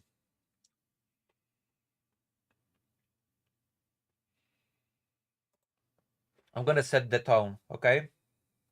So basically, okay. So basically, the timeline is Trump promised Tomahawk missiles to Ukraine. Tomahawk missiles have a range of 1,600 kilometers or something like that. They are a missile. There are missiles that would allow Ukraine to attack deep into Russian territory.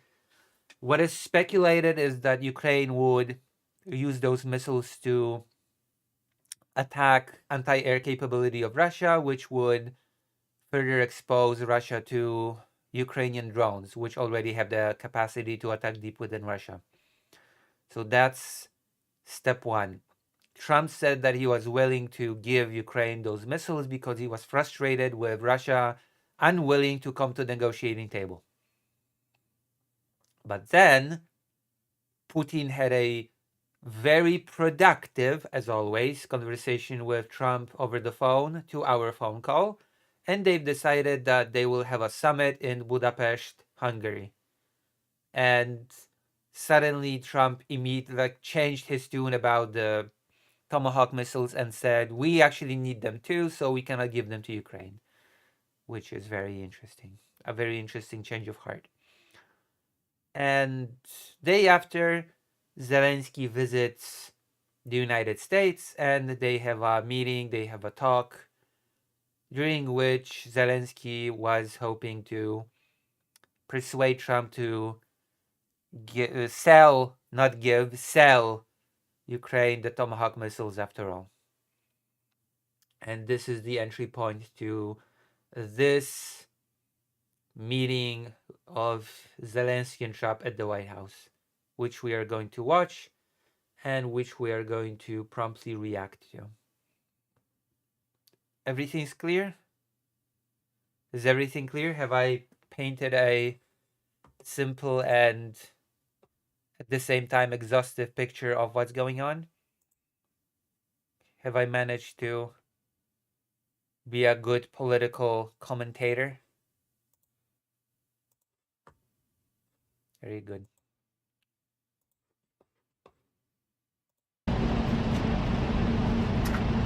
For some reason, the audio is only coming from one side. It's already annoying. Orb's breaking news is not going to do the best job of its audio.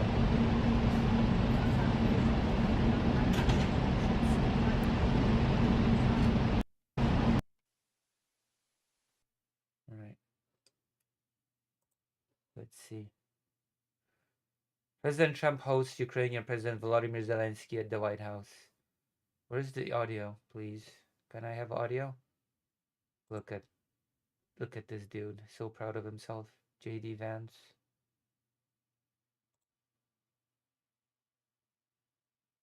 Can I have audio, please?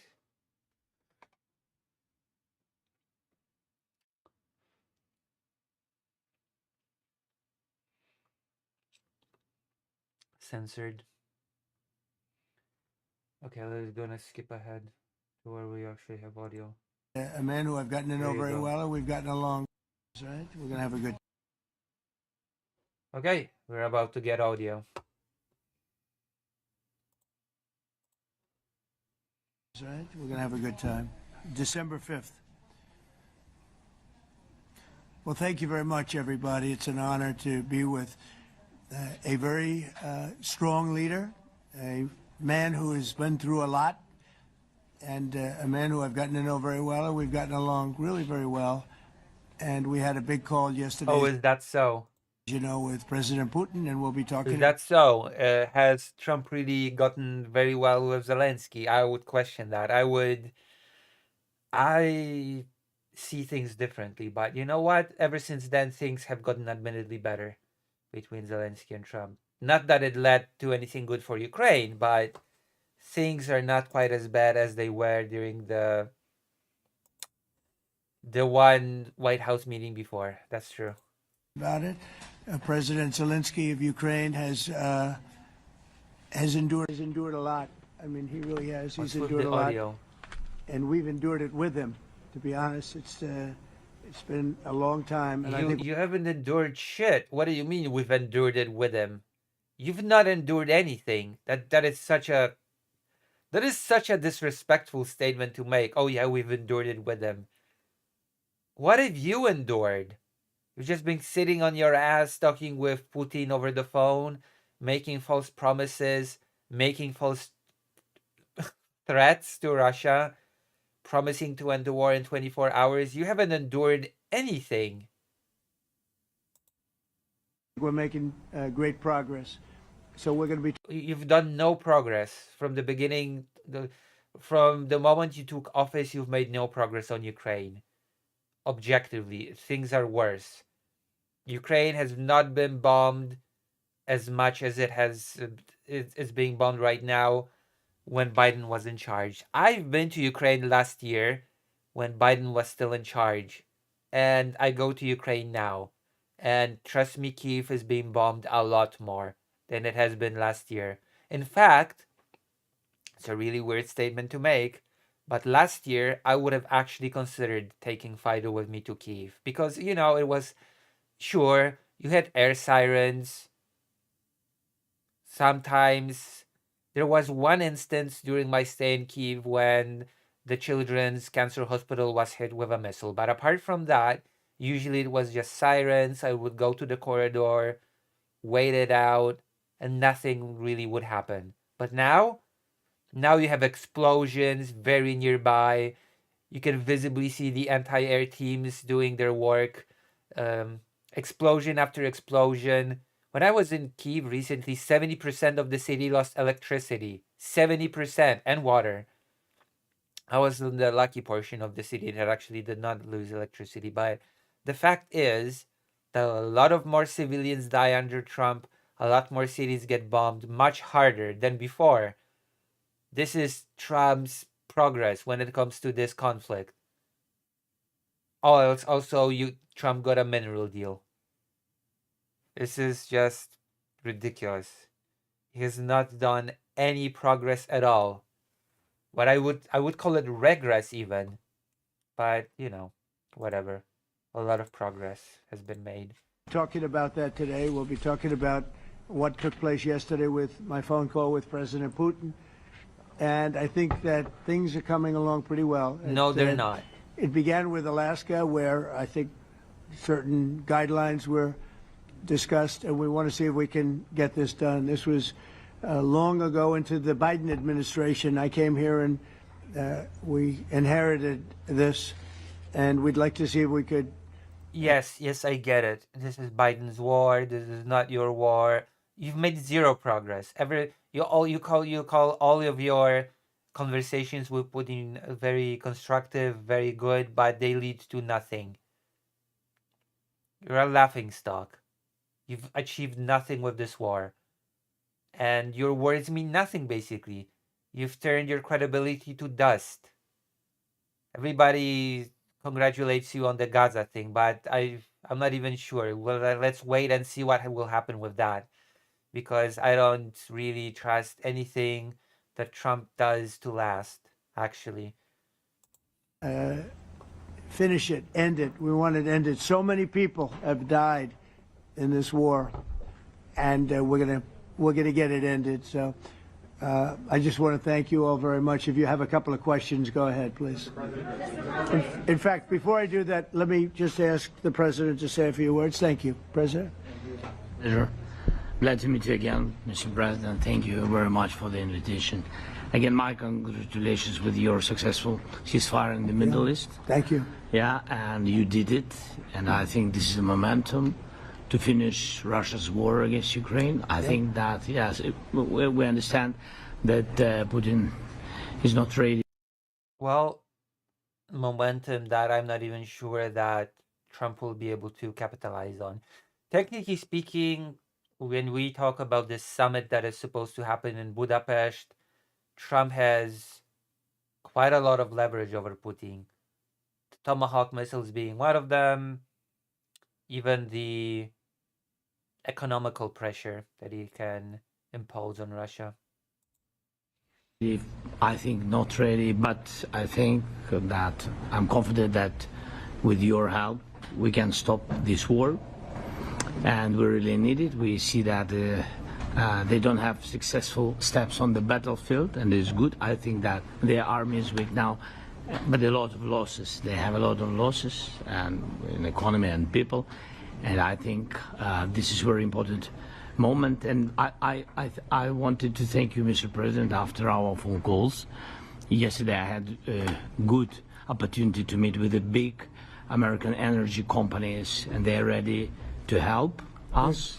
Yes, after all these attacks on our infrastructure, Russian attacks, and etc. And I had also meetings, thanks to your team. We had meetings with a good military companies. We spoke about air defense, and I want to share it after with details where we are.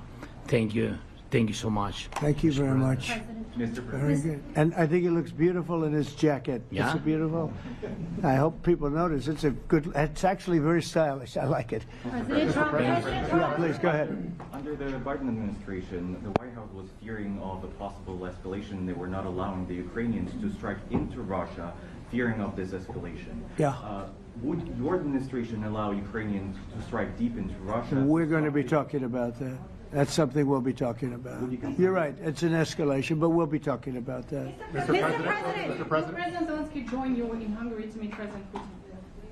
Because it's a leader that we like. We like Viktor Orban. He likes him. I like him.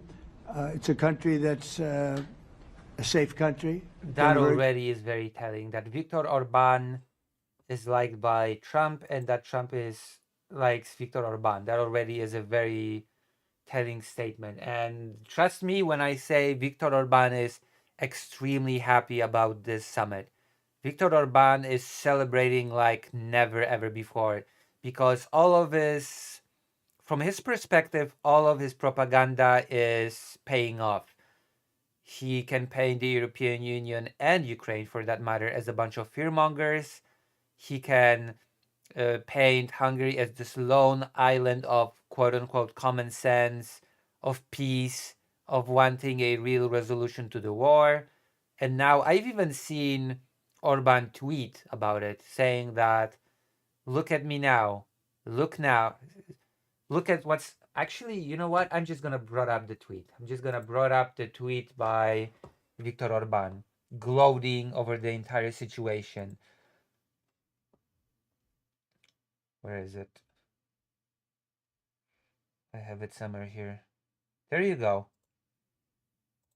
I've got it prepared. I'm prepared. I'm a professional streamer. Got it all here. Viktor Orban.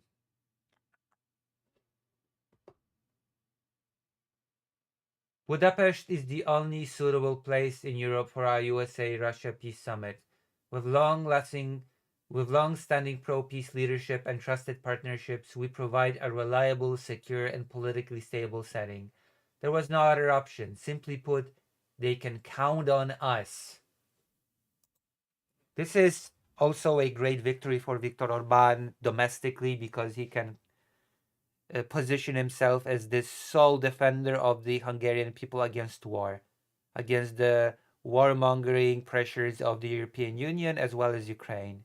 So I will say that if there is a clear winner in all of this, it is definitely Viktor Orban. And it is yet to be seen how this development will affect the upcoming elections in Hungary.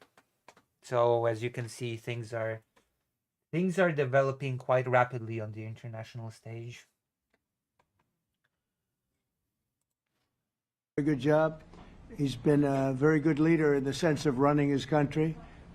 He doesn't have a lot of the problems that other countries have. And so we've decided that we'll be going to be with Viktor Orban. And it doesn't have many problems that other countries have. You know, wokeness, human rights, freedom of speech, freedom of press, all those pesky things that Hungary has gotten rid of, you know? Viktor Orban is our guy. Whatever, it's just really...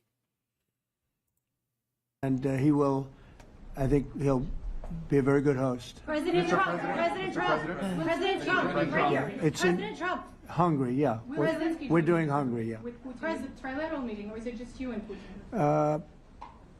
To be determined, but I would say most likely it's going to be a double meeting.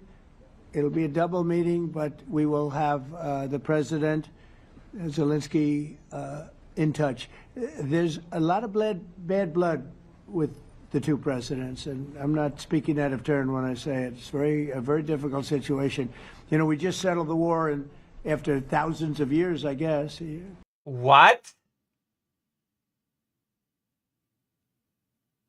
People say anywhere from 500 to 3,000 years, and I was in rooms, as you saw, because you were with me, a lot of you were with me last week, with leaders that didn't like each other, but they were able to get along. These two leaders do not like each other. Okay, what war has Trump solved that has been lasting for 3,000 years? Oh my God. Have I mentioned that Trump is the most illiterate president in the history of the world? Have I mentioned that I don't think you have ever had such an illiterate president as Donald Trump? Yeah, the Palestinian conflict has not existed, has not been a thing for 3,000 years. How could you even begin to say that the conflict between Palestine and Israel has lasted for 3,000 years? How demented do you have to be? How illiterate do you have to be? Okay, listen. I'm going to tell you something that will put this whole thing into perspective, okay? When it comes to how much you should trust Donald Trump. Like, this is going to be a little bit of an aside, but I think it perfectly will illustrate. Do I have it? I don't think I have it, but Trump basically has said that he will lower the prices of medicine by 500%, 600%, or even 800% and more. Okay? And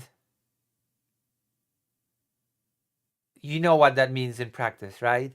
If you lower the price of a drug by 800%. Yes, that's right. Let's say that a medication costs $1,000. It's a super expensive medicine and its price is lowered by 800%. It basically means that you would go into a pharmacy, you would get the medication, and walk out of the pharmacy with $7,000 in hand.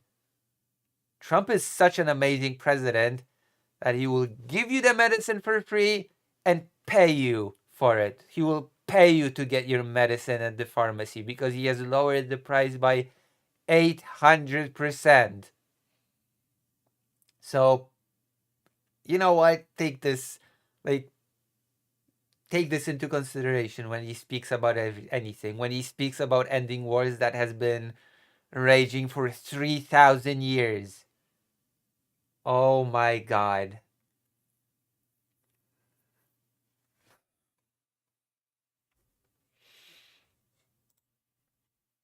And we want to make it comfortable for everybody. So, yeah, it's the deadliest war since World War II. But you know, the most important thing is to make it comfortable for the bloody dictator Vladimir Putin, for the genocider, criminal Vladimir Putin. We should make things comfortable for him. You know, the guy that is being targeted and that has an arrest warrant on his head by the ICC, the International Criminal Court, which, by the way, undoubtedly is also one of the reasons why the summit is happening in Budapest, because you might not be aware of this, but earlier this year, Hungary has withdrawn itself from the ICC. That's right. Hungary has said that the International Criminal Court is now too political and they don't like it, and so they have withdrawn from it. So I think that definitely was one of the considerations when the venue was being chosen for a meeting between Trump and Putin. There will be involved in threes, but it may be separated. President Trump, President Trump. Was he what? Where are you from? From Ukraine. He actually had a Okay, good. conversation with me Good, yeah. What if Mr. President Putin doesn't agree to peace in Hungary? What do you do then? Do you have... Well, let's see what happens. I mean, you know, what if? I think he will. I think that President Putin wants to end the war, or I wouldn't be said it so many talking times. this way. I think he wants to end the war. I spoke to him yesterday for 2.5 hours. We went through a lot of details. He wants to get it ended. I think that President Zelensky wants to get it ended. Now we have to get it done. President Trump, Kara Castro He Noble said from it so Lindell much. TV. And although I love asking you questions, today my question is for President Zelensky Sure. of Ukraine. Go ahead, please. Thank you. Our President Zelensky, President Trump, just brokered a peace deal in the Middle East that all Americans, both sides of the aisle, are very proud of. But to meet that deal, both sides had to make concessions. Our president has stuck out his neck in many ways to make a peace deal for your war as well. What specific concessions are you willing to make to end this war with Russia? Will you give up joining NATO? Americans have foreign war fatigue, and our president, as he said, we need our tomahawks too. Ah, yes. What a question. Exactly. It is Ukraine that definitely should be making concessions in this war, you know? The invaded country that a genocidal regime has attacked. Yeah, you need to make concessions. Why don't you give up all the territory that Russia has taken as well and demilitarize while you're at it? Why are you asking for those tomahawks? The United States needs it too. How dare you? It's brilliant, brilliant. What sort of concessions will you make to Russia, the genocidal aggressor? I love this. And I love how Trump frames this whole conflict by saying that Putin should have won it in 1 week. But it's bad because the war has been going on for so long. But ideally, Putin would have won it in 1 week. Yeah, that's brilliant. I love the framing. It really shows that Trump really condemns this war and condemns the clear aggressor in this war, right? To me. Yes, you, President Zelensky. Thank you very much. That's some question, right? So many questions in one. Thank you very much for your question. First of all, I think we need to sit and speak. The second point, we need ceasefire. Even now, you see in the Middle East, it's very difficult to hold ceasefire. Everywhere, in every war, it's very difficult. We want peace. Putin doesn't want. That's why we need pressure on him. We will speak with President today what we need. We understand what we need to push Putin to negotiation table. And as I said previously, so we are ready to speak in any kind of format, bilateral, trilateral, doesn't matter. Matter just peace. This is important. And we don't speak about NATO or NATO. For Ukrainians, it's very important.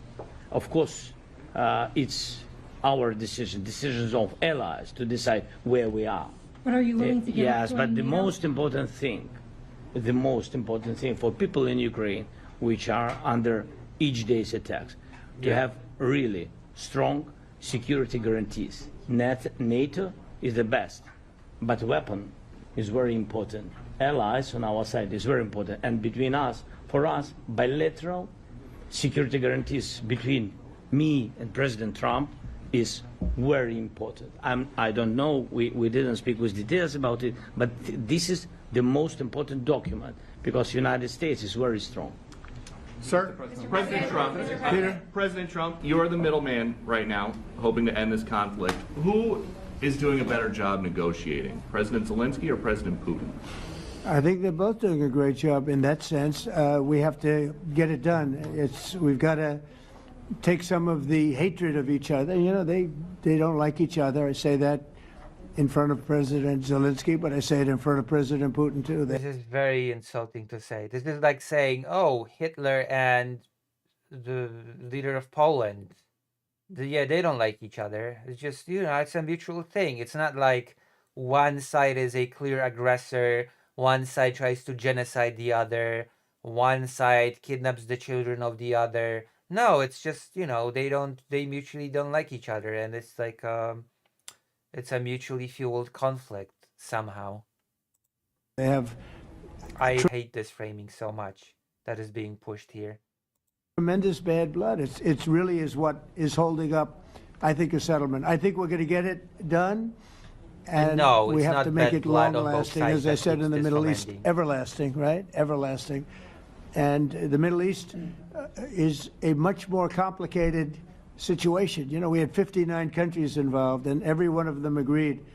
And it's, it's sort of amazing. Most people didn't think that was doable. This is going to be something I really believe that's going to get done. I had a very good talk yesterday with President Putin. I think he wants to get it done. And President Zelensky, right behind you. When we were in Israel with President Trump earlier in the week, we heard a lot about the difference in diplomacy between President Trump and President Joe Biden before him. What do you see as the biggest difference in diplomacy between President Trump and President Biden? President Trump has a big chance now to finish this war. President Biden now is not the president, so he doesn't have a chance to finish this war. And President Trump is really showed for the world that he can manage ceasefire in Middle East, and that's why I hope that he will do this, and we will also have such big success. For Ukraine, it's a big chance, and I hope that President Trump can manage it.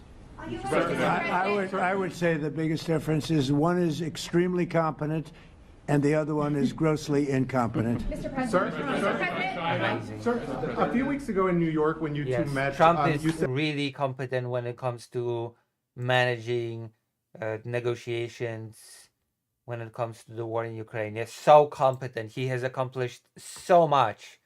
So much was accomplished by Donald Trump. No, he's not. He is not even. Things are much worse when it comes to this war under Trump than they were under Biden. Like, it has to be stressed time and time again. Like, even when I go to Ukraine, the level and scale of attacks that are happening under Trump on Ukraine are much, much worse than they were under Biden. said that you think Ukraine could ultimately take back all the territory that it's lost so far. Do you still think that's the case, or do you think there'll have to be some sort of You swap never of know. Look, territories? you know, war is very interesting. You never know, do you? You just never know. With war, war and peace, but you never know.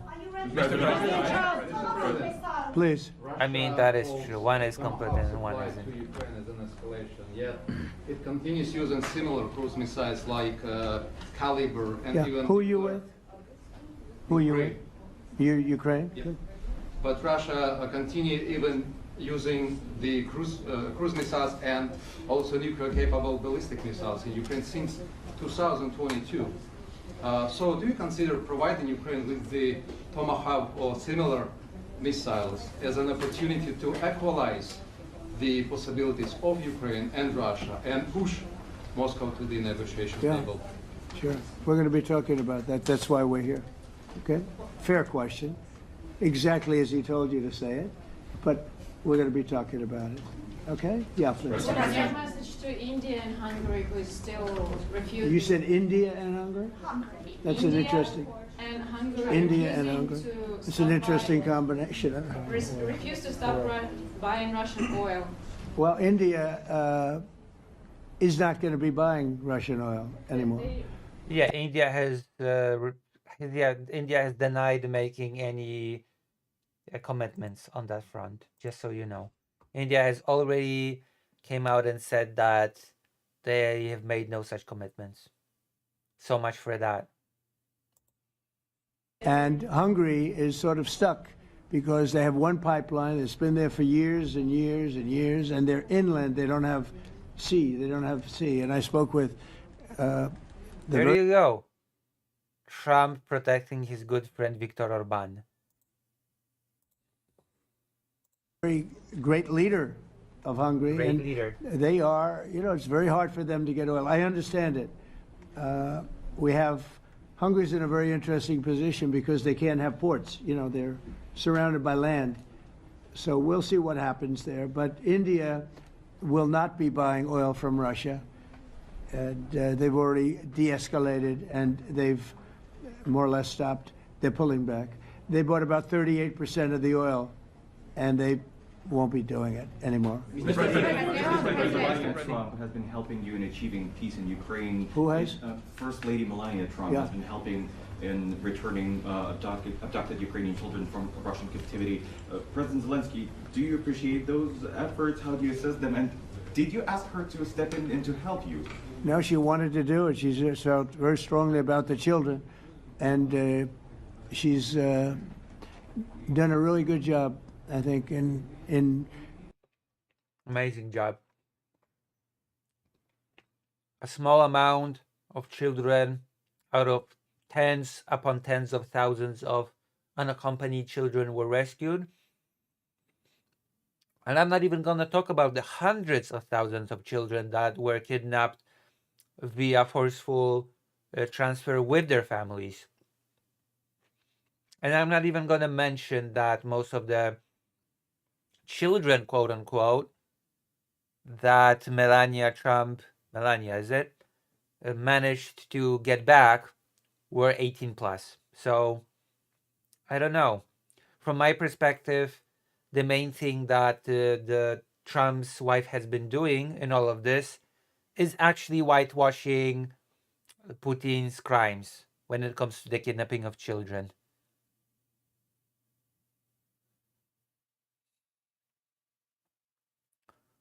So there you go. I heard the speech by Trump's wife when it comes to the kidnapped children, and she has been working really hard to whitewash Putin's crimes in this regard. And yes, that is at admittal, that is genocide. The admitting that children are being kidnapped by the Russian Federation. That is an act of genocide, absolutely. Bringing it to the fore, you know, we have a lot of children involved. Now, it's some people say it's 20,000 and some people say it's 300. Nobody says it's 300. What? There's a big difference between that, so nobody says it's free. What the fuck? What kind? Oh my god. Nobody says it's 300. People say it's 20,000 or 30,000 actually, or more. Unaccompanied children, by the way. This is the number of unaccompanied children. So without any guardians, companions, family members. But there are also families on the occupied territories, etc., that are being forcefully moved. And when we count families, accompanied children, then we're going into the hundreds of thousands of children. Hundreds of thousands. really knows, but 300? Are you kidding me? 300. she felt very strongly about the children. She thinks about the children all the time.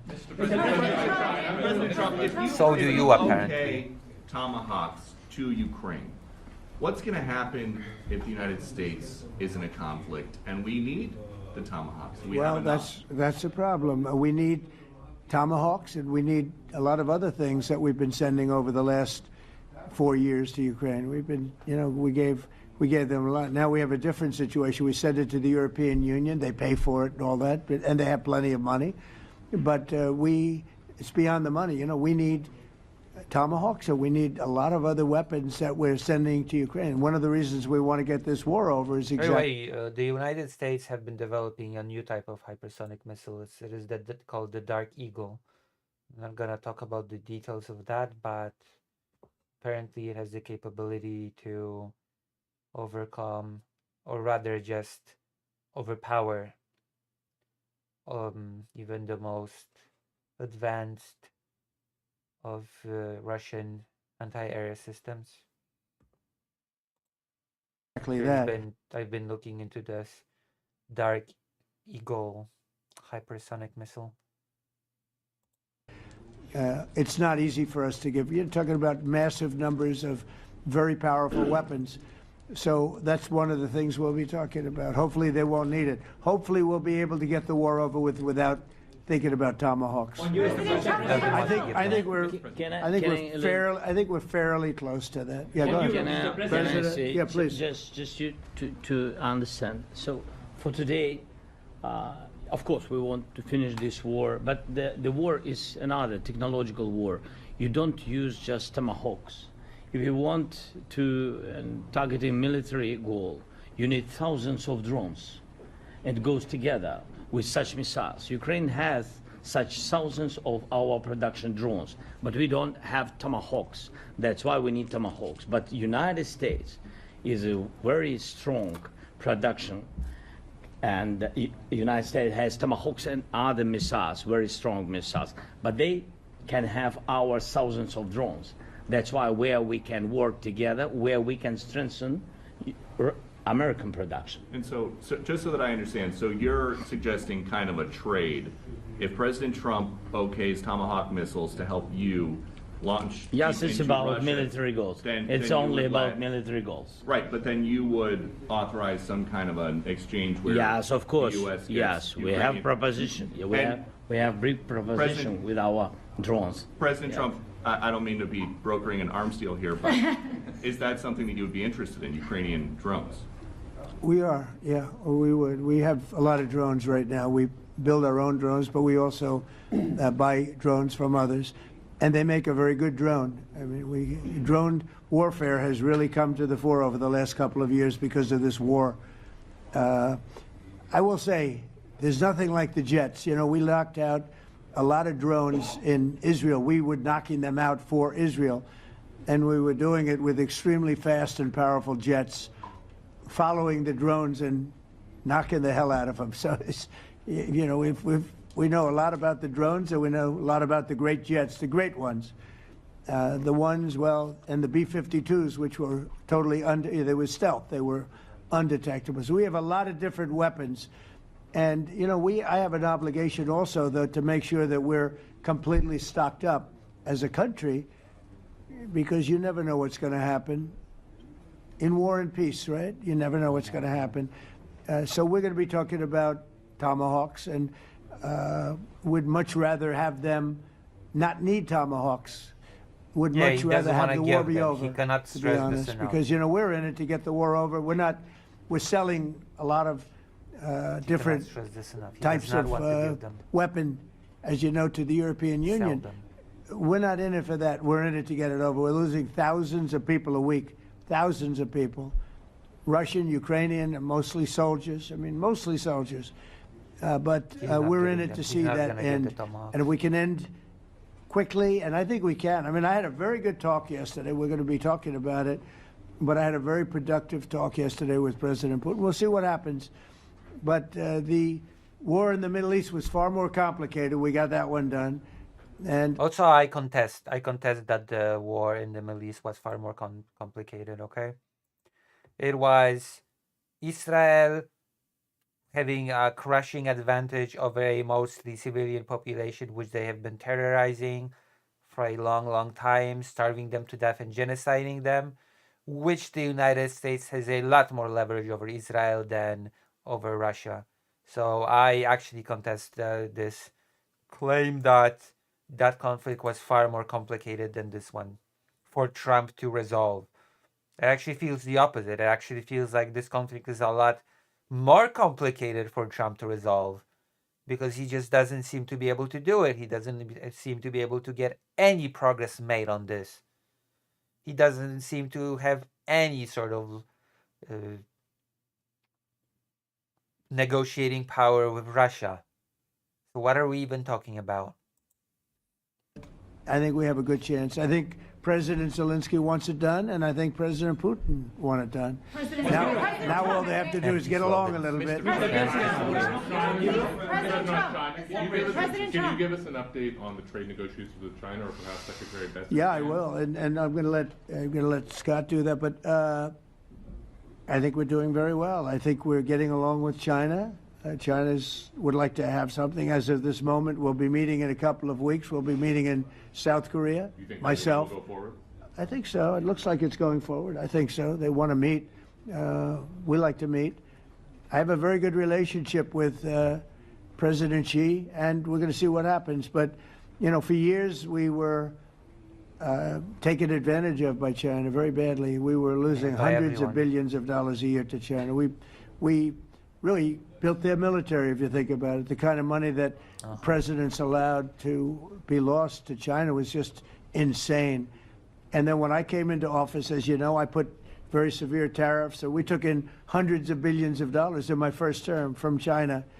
Biden let that go because it was so much. He let it continue, but he gave all sorts of exceptions. And by the time you looked at it, Scott, I would say it wasn't the same thing. He would give an exception for anything.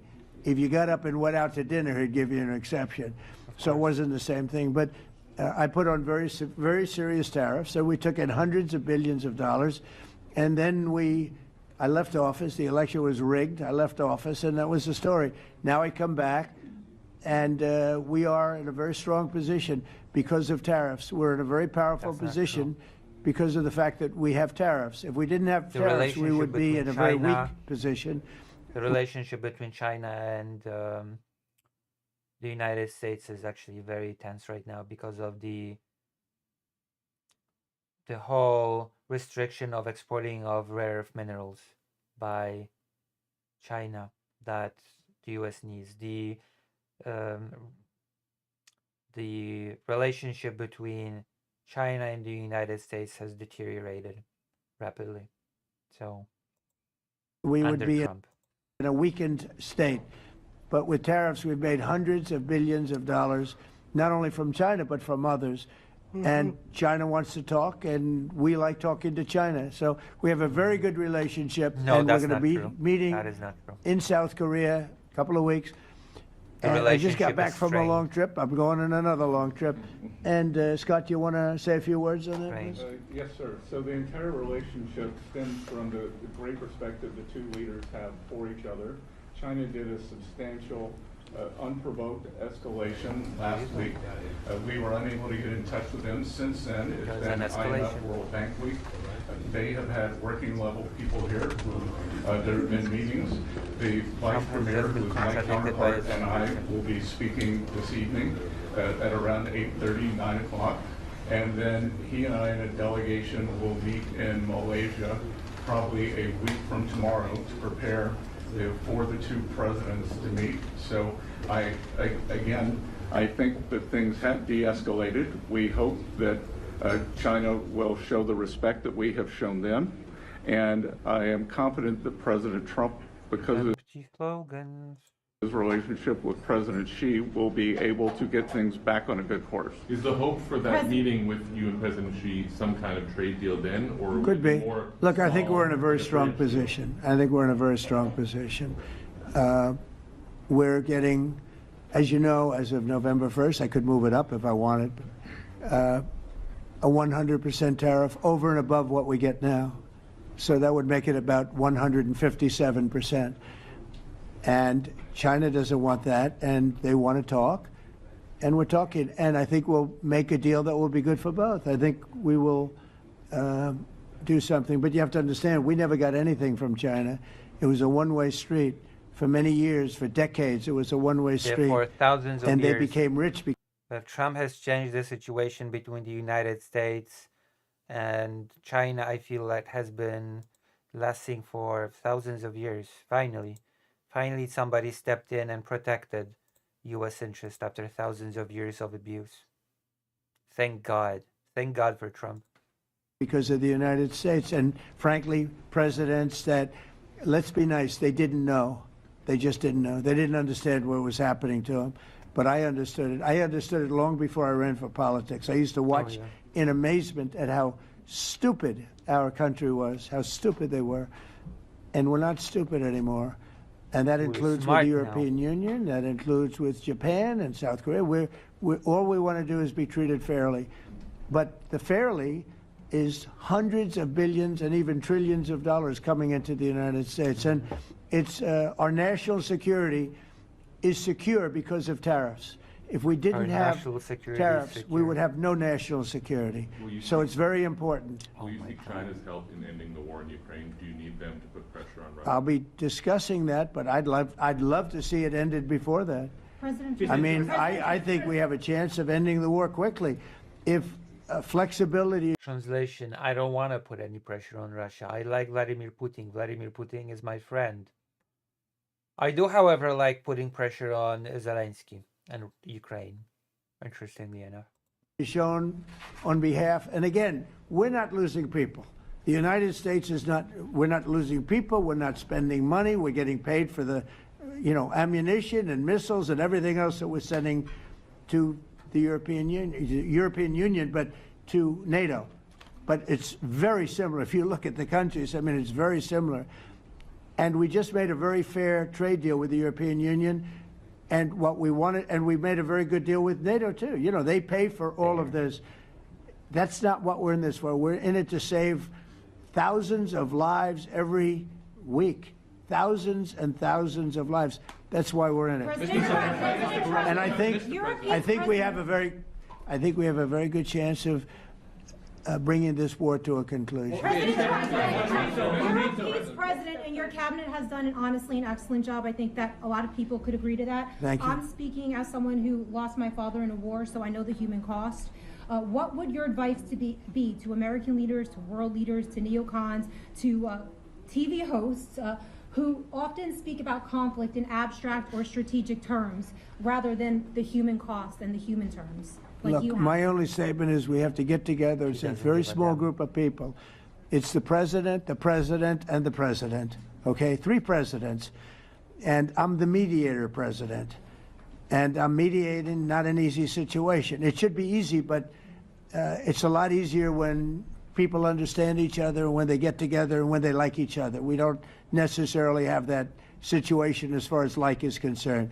Maybe it can turn around. Maybe it can. But in the meantime... Yeah, maybe Hitler could be liked. You know, maybe we could make friends with Hitler. What sort of language is that? Again, about a genocidal regime that has decided to invade its neighbor, kidnap the children, mass murder civilians. Yeah, maybe Putin and Zelensky will end up going out for a beer. You know, maybe it'll just turn around and maybe they will become best buds. Yeah, this is like the language. Language is very telling. It is not very subtle either. He doesn't care about this. He doesn't care about the fact that Russia is waging a genocidal war against Ukraine. To him, it's just, you know, two countries don't like each other. Two leaders don't like each other. Who knows? Maybe they will like each other in the future. And he likes the strongman Putin much more than Zelensky, and he'd like to get back to business. That's it. That's it. He doesn't care about the human cost of any of this. If he did, he'd do all that he could to give Ukraine the capabilities to secure and help the cities from being bombed and attacked by drones daily. Anti-air capability. But he won't, because he doesn't care about the human cost of all this. Much more people have died under Trump than under Biden, children included. We'll have them keep a little bit of distance, and we're going to see if we can get it done. This is number 9, okay? This will be number 9 for me. I've solved 8, including the Middle East. I've solved 8. No, that's a lie. He has not solved 8. In a lot of those places, conflict still rages on. But he lists as solved. This, I thought, would have been among the easiest. We solved. President Putin mentioned yesterday Armenia, you know, all of the different wars. He said it was amazing because but the big one that he was surprised that we were able to settle was the Middle East. He thought it was incredible. He was very generous in that sense. This has turned into a big contest. Who can kiss up to Trump more in order to gain his favor of this fickle fuck that just doesn't care about anything but his ego. Sorry, I should not use such language. This should be something we're able to settle, and I think we will be able to settle. Yeah, Brian. On that note, you will go down as the peacemaker, no doubt, and you will resolve this war. Well, you know, we resolved 8 others. It's funny how people say that. If you get this one, every time I do one, they forget about that one. He has not I resolved solved 8 wars. 8 wars. No, he has not. Go to Rwanda and the Congo. Talk about You're still India fighting. and Pakistan. Look at Thailand. Look at all of the wars that we solved. And every time I solve one, they say, if you solve the next one, you're going to get the Nobel Prize. I didn't get a Nobel Prize. Somebody got it who's a very nice woman. Very nice. I don't know who she is, but she was very generous. So I don't care about all that stuff. I just care about saving lives. But this will be number 9. But every time I solve one, they said, sir, if you solve one more, you're going to be known as a peacekeeper. So to the best of my knowledge, we've never had a president that solved one war. Not one war. Bush Never started a war. A lot of them start wars, but they don't solve the wars. Rosa, I guess World War II does not count, does it? No president in history has ever solved even a single war. Okay, got it. Okay. All right. Cool. That is... I don't think I have to delve very deep into why this is the stupidest statement that you could make. Rivaled only by, I'm gonna lower the prices of drugs by 800%.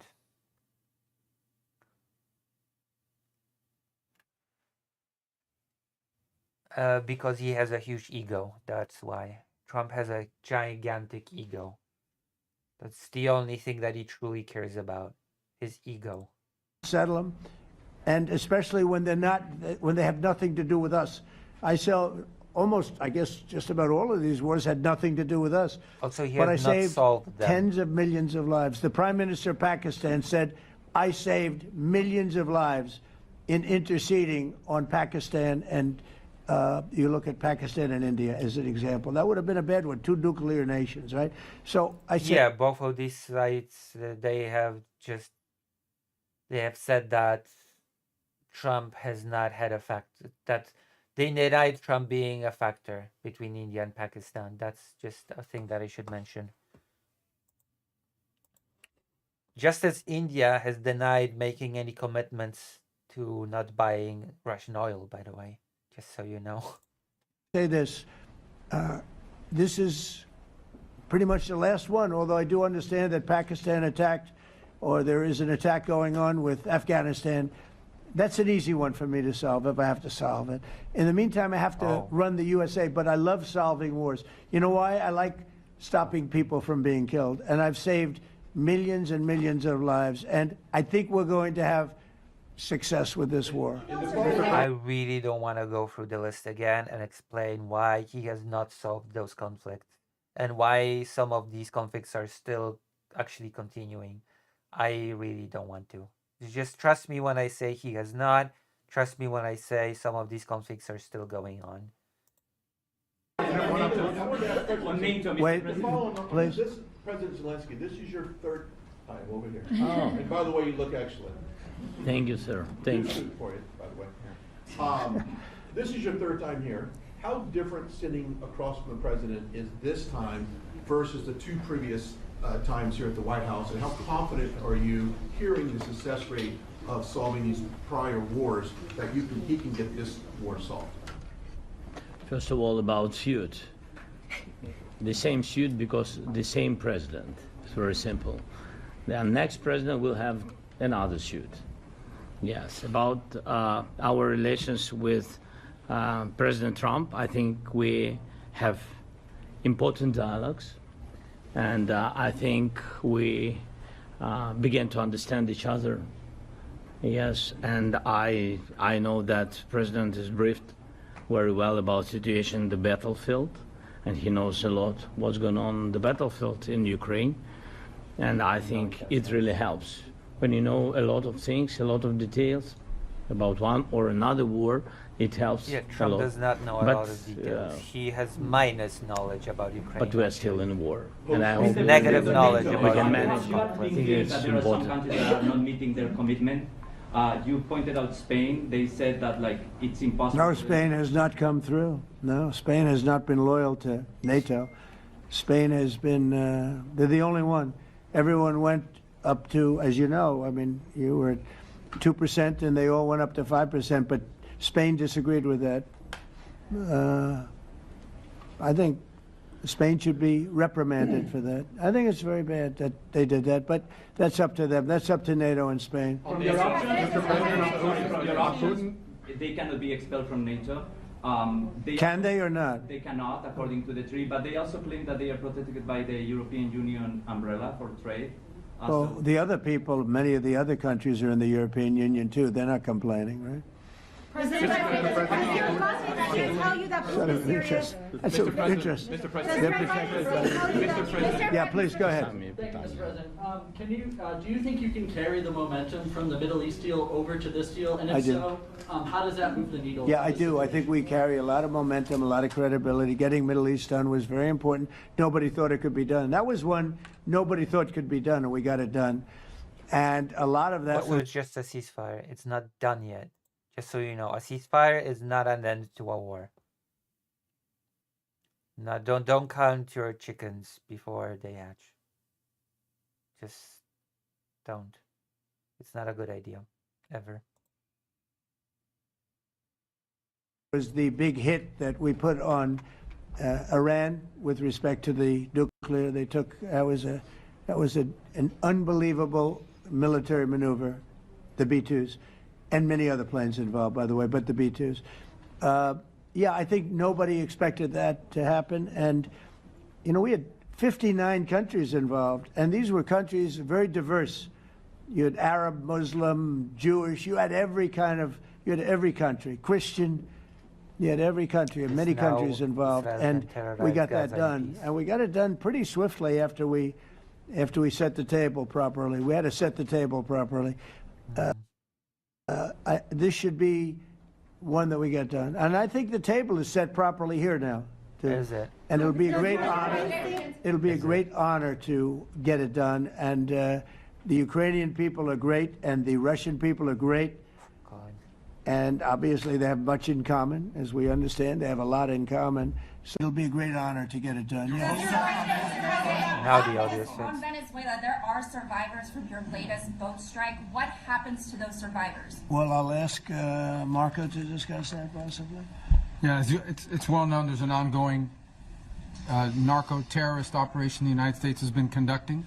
As far as details of any recent strikes, we're not prepared here to announce all those details, but you'll get that information here very shortly. And how are there survivors when these are meant to be lethal attacks?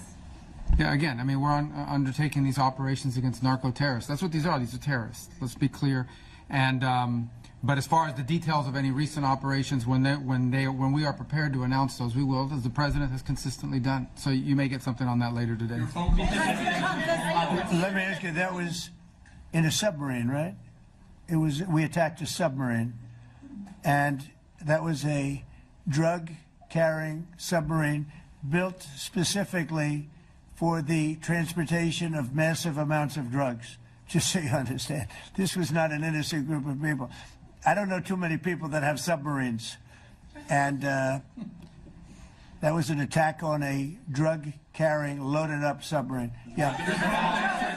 On Putin, is it your belief, as Mr. Zelensky said yesterday, that the threat of tomahawks and costs, as Secretary Hicks had put it, is that bringing him to the table, the fact that it's kind of a carrot and stick? I don't know what's bringing him to I think he wants to make a deal, that's all. I can't tell you what's bringing him. Sure, that's the threat of that is good, but the threat of that is always there. Tomahawks are very dangerous weapons. They're incredible weapons.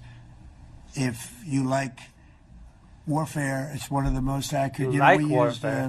We hit 30 Tomahawks in Iran after the B-2s did their damage. We sort of gave it a little capper with 30 Tomahawks from a submarine, quite far away actually. But they're an amazing weapon. They're a very powerful weapon, but they're a very dangerous weapon, and it could mean big, escalation. It could mean oh my God, so much empty a lot of words. bad things can happen. Tomahawks are a big deal, but one thing I have to say, we want Tomahawks also. We don't want to be giving away things that we need to protect our country. We have a very strong country right now. We have a strong military. We have the greatest military in the world. We have the greatest weapons in the world. I want to get this war over. Okay? That was such a nothing statement. You have said nothing. Tunnel to connect Russia and Alaska. Are you interested? I just heard about it. A tunnel from Russia to Alaska. I just heard about that one. That's an interesting one. We'll have to think about that. I hadn't heard that. We just did a nice road in Alaska that's going to get us to a lot of minerals, and we have a piece of it, a good piece of the ownership because of the fact we made it possible. But this came up yesterday, a tunnel from Russia to Alaska. That's an interesting. What do you think of that, Mr. President? Do you have any ideas? How do you like that idea?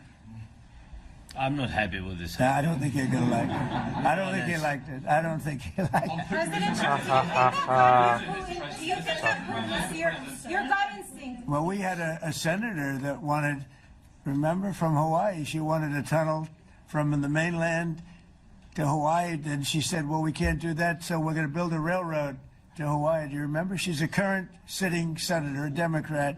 She wants a railroad to go to Hawaii, right? You know who that is, right? She's another beauty. President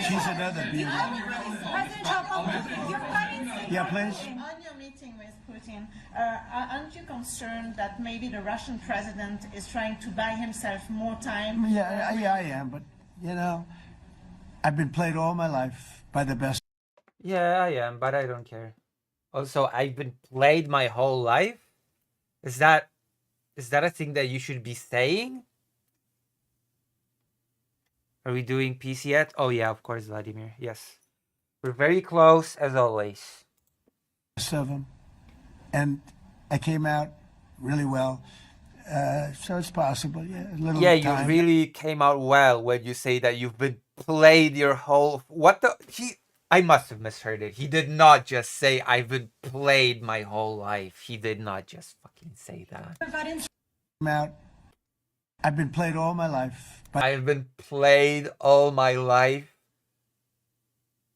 Art of the deal. Why would you ever say that if you consider yourself a good deal maker? I've been played my whole life. Okay. By the best of them. And I came out really well. So it's possible, yeah, a little time. It's all right. I've been but played. I think that I'm pretty good at this stuff. I think that he wants to make a deal. I made 8 of them. I'm going to make a 9th. I think he wants He has to make not a made deal. 8 of them.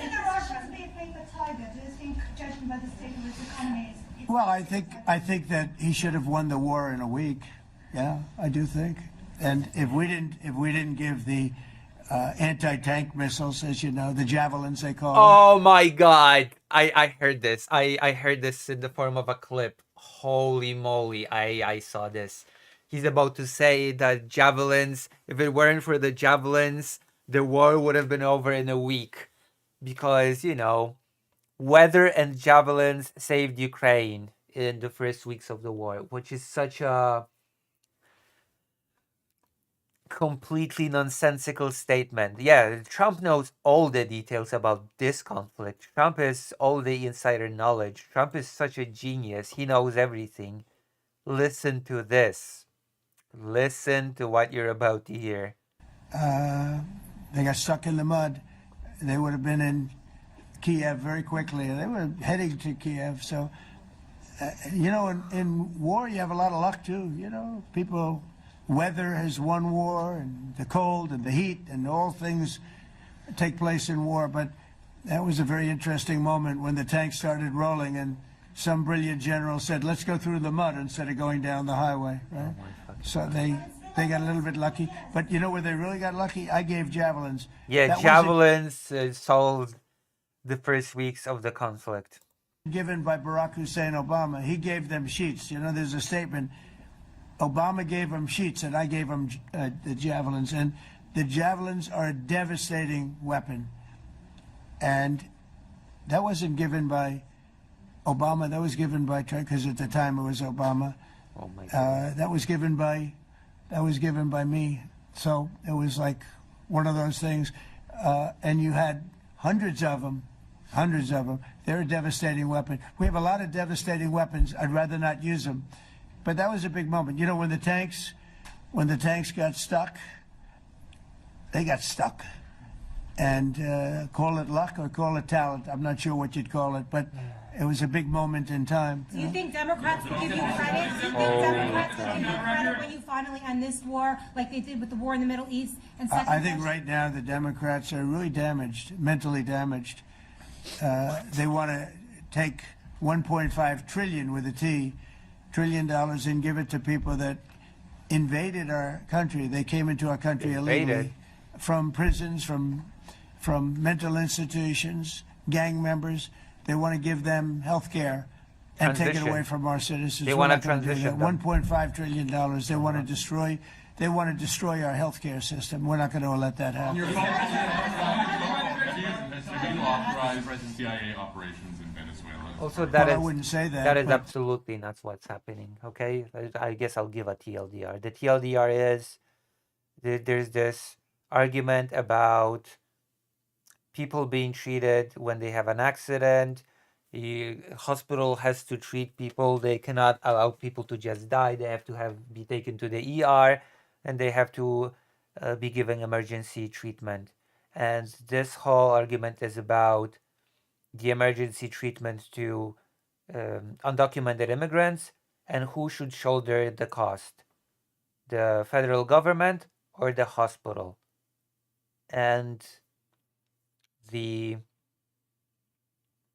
Republicans are pushing that the cost should be shouldered by the hospitals, which in some cases would straight up overburden the budget of hospitals and might potentially cause them to close down even. So that is the whole argument. Not giving 1.3 trillion uh, dollars to invaders or whatever else Trump is trying to push here. Some interesting things are happening around the world, I'll say that. Mr. President, it has been reported that Maduro offered everything in his country, all the natural resources. He even recorded a message to you in English recently, offering mediation. What should we do in order to stop that? He has offered everything. He's offered everything. You're right. You know why? Because he doesn't want to fuck around with the United States. Thank you, everybody. Thank you. Brilliant. Thank you, everybody. Thank you guys. Thanks guys, let's go. Start moving. Thank you guys. Let's go, let's go. Thanks guys. That is true, Vladimir. The javelins did all the work. They were automated javelins. Thanks, President Trump. AI. Thank you, Good job. Thank you guys. JD Vance looks so proud of I don't know, himself. Jonas, if you Where to want. God. Okay, that's it. The microphones have been turned off. What a beautiful meeting. Oh, that is so great. That was amazing. That was amazing coverage that I did, wasn't it? I don't know. I'm not so sure. Welcome to the stream, random spooky girl 3PO. I should be more consistent with my schedule when it comes to streaming because I feel like my inconsistency is harming my viewership, which is already not gigantic. So I feel like I need to work on my consistency, don't you? Would you tune in more if I was more consistent with the timing of my streams? Write in the chat.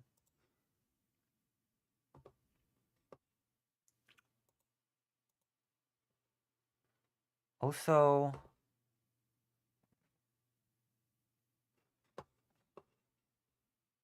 let me see.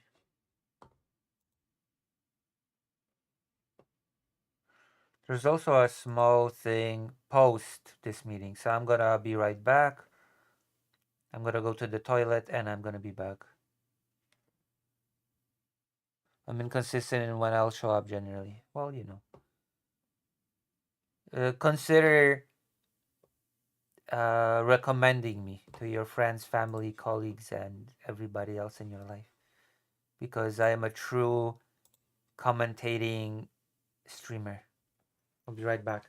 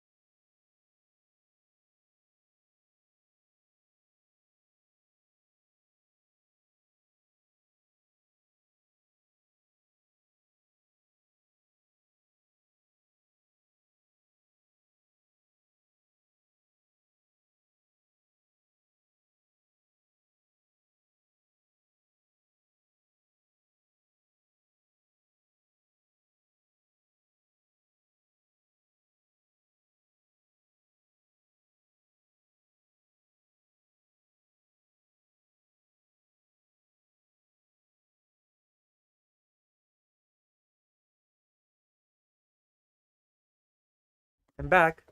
Chodź, Fajdo, chodź. No masz. No chodź.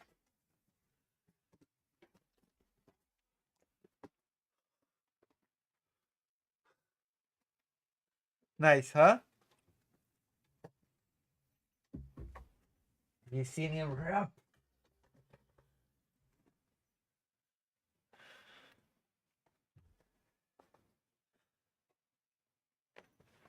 Who saw Fido like help?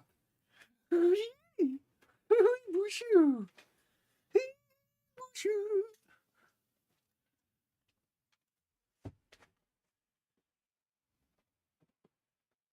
All right, let's see.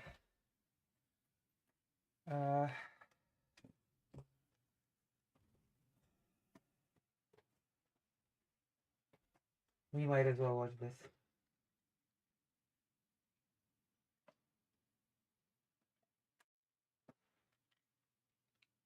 Bushu. No tak. No tak. No tak. No co? No co? No co jest? No co jest? To jest Busiu.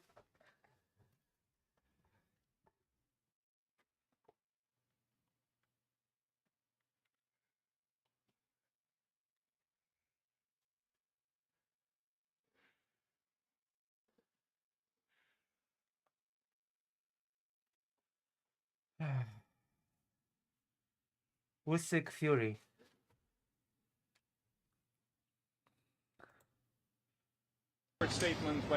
Так, я хочу подякувати президенту за ще раз. Sorry. Forgot himself. He thought he was speaking with Ukrainian press, but he's in the United States. Thank you. I forgot that I'm in the United States. So thank you so much. We are very thankful to President and his team for invitation again, and for our meeting. We had productive meeting, long meeting. Yes, because we wanted. Okay, they always say that. I don't. My God, can I started hating hearing the term productive meeting because it doesn't mean anything. I'm gonna open my snack and you're gonna have some ASMR.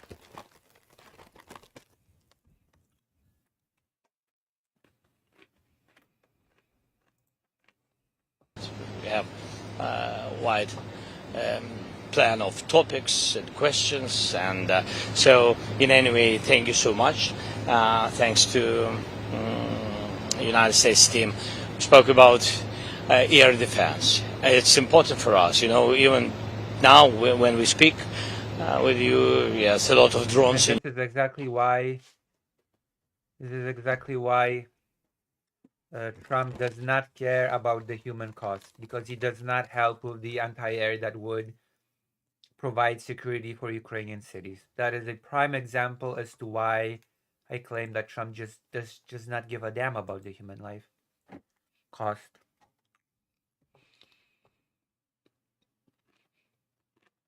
What's the last time you had a productive meeting? Last week, I guess. I suppose I had a productive meeting of mine last week when I was in Ukraine. Although I was ill. I was sick for most of my trip in Ukraine, so I did not have super many productive meetings, I suppose. My productive meeting capacity was highly limited by the fact that I was coughing my lungs out and my stomach was hurting and my throat was sore. It is still a bit sore, by the way. In Ukraine, they attack our civilians, attack our families, our children. We decided that we will work more with productions and etc. And yes, that the question is with all this, lines and orders with. Again, when I was recently in Kiev, the city was attacked and 70% of the city lost electricity and water. I'm scheduled, so this is a very difficult question. So we will try, all our teams will try to manage how to change the order of one country, which systems are ready already with our order. So it's a difficult process. In any way, this, I think, positive signal that we will work on it. We understand the number, what we need, and we understand where to get it. And it's a pity we understand the challenges, how to get it. Then we spoke about also about long range, of course, and I want not to make statements about it. We decided that we don't speak about it because nobody wants, this United States doesn't want escalation and etc. So this we will be out of the questions about it, out of the answers. Sorry about it, and also we. This nobody wants about it. Long range, also about it. We understand the challenges, how to get it. Then we spoke about also about long range, of course, and I want not to make statements about it. We decided that we don't speak about it because nobody wants, Translation: Trump does not want to give tomahawks to Ukraine, and Zelensky decided not to push it because things might have gone south. That is the translation of what he is saying. If he pushed the issue any further, Trump might have thrown a hissy fit. He might have gone crazy, ballistic like he did in the past, and the whole meeting could have gone to hell. So that is the reality of the situation.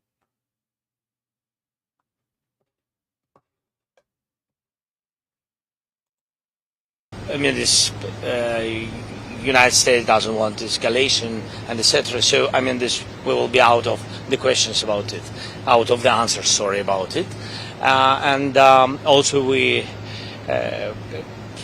spoke about Budapest. President shared with me their. Yeah, Viktor Orban definitely is a big winner in this whole situation. I've already explained why earlier, but yeah, this whole thing really, really is good for Orban. Vladimir says, What is you in clown costume and jumping? An average Russo-American reaction to this, true. Dialogue with Russian side, so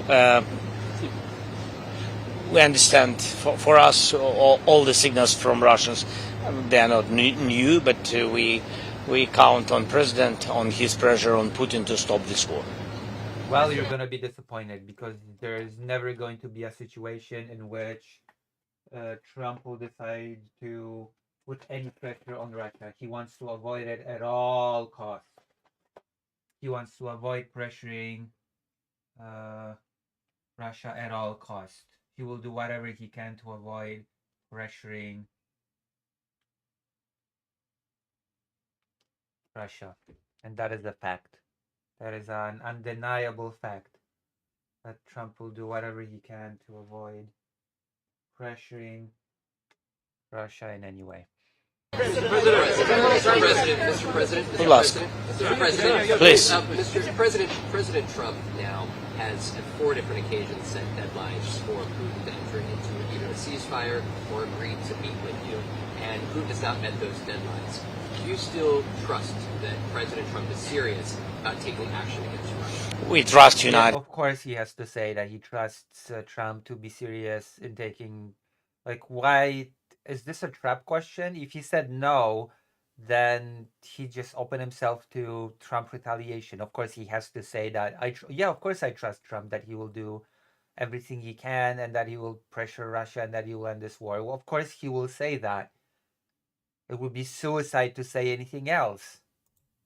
United States, we trust President that he wants to finish this war, and it's difficult. It's very tough solution.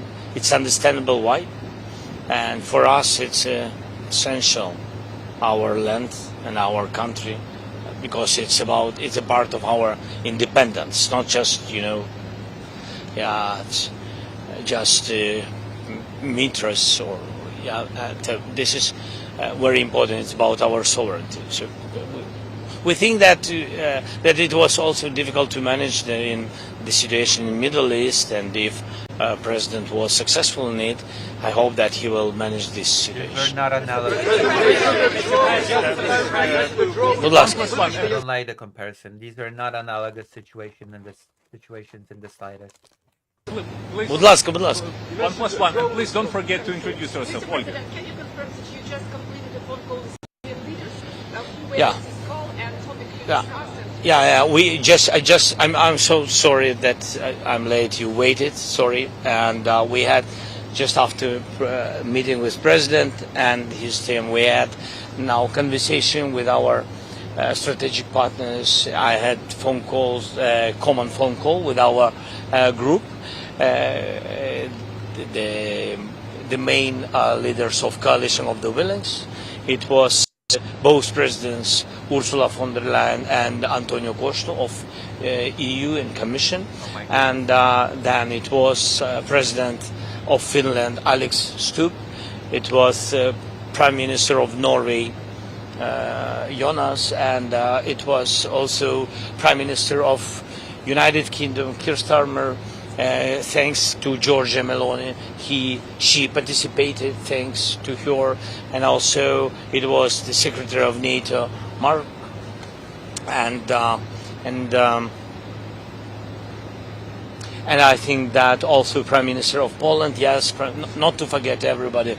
All of them are our big friends. What did you tell them, Mr. President? Sorry? What did you tell them? No, they, of course, they know the topic. One of the topic what we discussed with President Trump was about security guarantees. We want United States be a part of security. We count on the leadership of the United States. We spoke about it, and of course, but Coalition of the Willings, it's our main European partners, and of course. United States. We spoke about it, and we spoke our conversation about air defense is very important. You know, when drones attacks, it's useful to speak. It's difficult, and we spoke also about program Pearl. You know that United States and President they opened for us this corridor for Europe, for NATO. And delivers came from these countries and also from others, but from these countries. So Europe pay for this and then give us weapons. So we spoke about it. Yeah, please. CBS NewsHour, Liz Landers, President Trump sounded doubtful that Ukraine could regain all the territory that Russia occupies, even though he has said the opposite recently. What do you think he believes?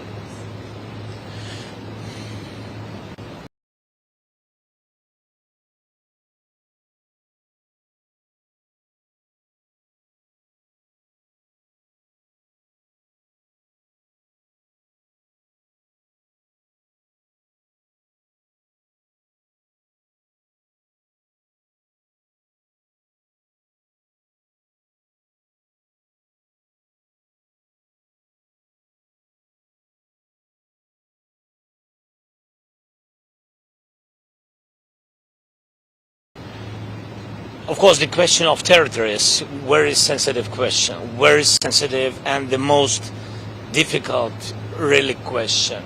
My position, I know that Russians has another position. They want to, they really want to occupy everything. But now they want, before any kind of ceasefire, make a deal about land, about our territories, and etc. Our position is that, look, first we need ceasefire, so we need to sit and speak.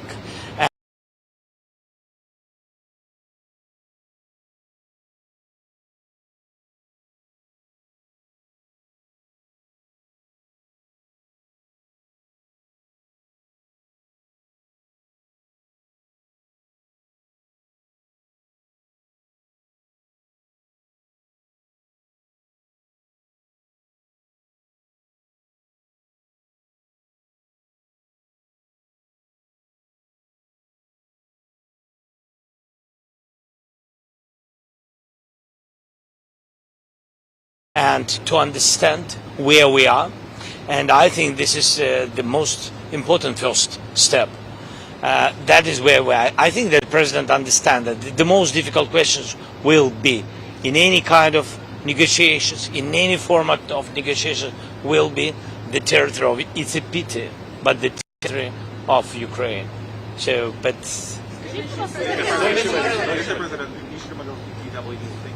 How does President Trump view Ukrainian strikes on Russia's oil sites? And is Ukraine coordinating this with... No, really, we didn't speak about it. We didn't speak about our answers on strikes on Ukrainian energy system, our answers to Russian side. No, we didn't speak about it. Why do you think Vladimir Putin is avoiding you? Is he afraid of you? Sorry? Why do you think Vladimir Putin is avoiding you? Is he afraid of you? President Trump is not a secret. I think that he said it. I think he said that Putin hates me. But I think, look, I think this, it's strange if they try to kill all of us. So I will have another attitude to this person. I have the same attitude to this.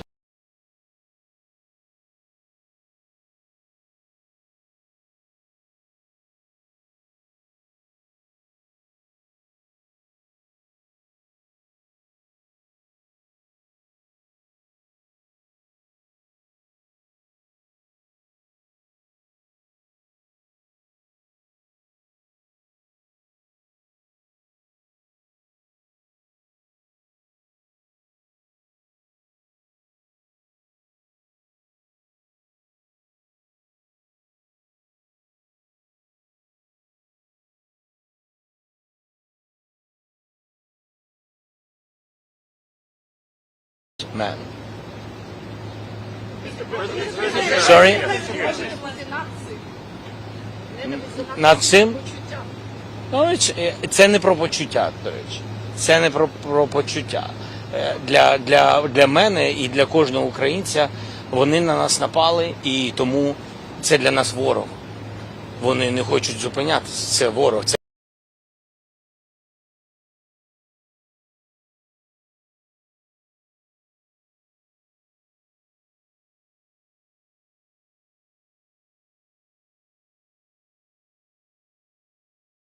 I just... Oh, God. Really? Well, whatever.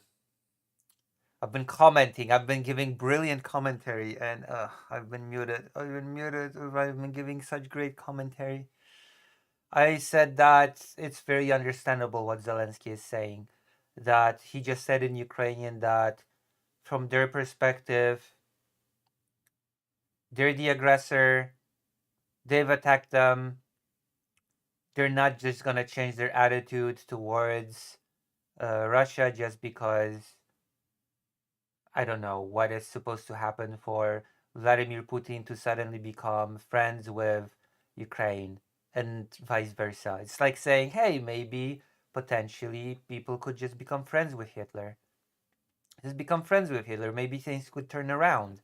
That is the sort of attitude that Trump has, that the energy that Trump has shown in doing that other meeting that we've been reacting to earlier, when Trump said, hey, maybe they hate each other, there's bad blood, but maybe things could turn around. And Zelensky said, well, no, Putin wants all of us dead. I'm not just going to change the way I see this guy.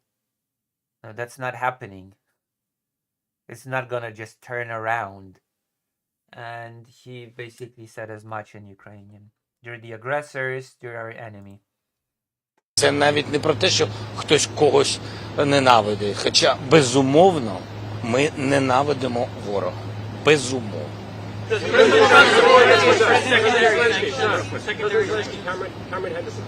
Didn't have enough time to speak about sanctions. Sorry, we had long meeting. Again to American side, but we didn't have enough time to speak about everything. But we decided that we will have some phone calls in some, I don't know, week or days. President Zelensky, Cameron Henderson from the Telegraph. Please can you confirm that you did not speak for one moment about Tomahawk missile? Please can you give us any figures you have on drones that you're willing to send to the US in return for all your support? Sir, what about tomahawks? Sorry, President. No, it's... Колеги, може допоможіть. Чи був хоч один момент, коли ви говорили про Yeah, we spoke about tomahawks. I'm open with it. We want very much. Yes, and then President already, I think that American... Trump does not want to give them tomahawks. That is very clear. He has indicated it several times during the meeting that he just does not want to give Ukraine tomahawks.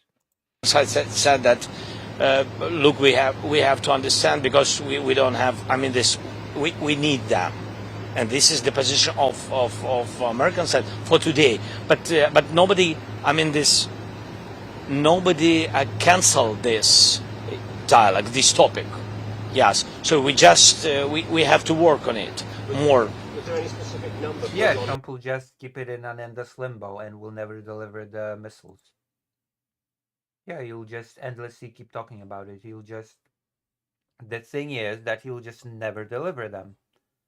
That is what is going to happen. He's never going to give the missiles to Ukraine because he does not want to, especially after the 2-hour phone call that he has had with Vladimir Putin. He values Vladimir Putin far above Zelensky. So, there is not going to be, that's not happening, especially since he wants to have a conversation, have a very productive conversation in Budapest. No way. That's not happening. No other talks it's just, I don't believe it. I can't share such details. Ask American side, please. It's your weapon. Newsmax, please. Newsmax, please. Newsmax, please. Newsmax, please.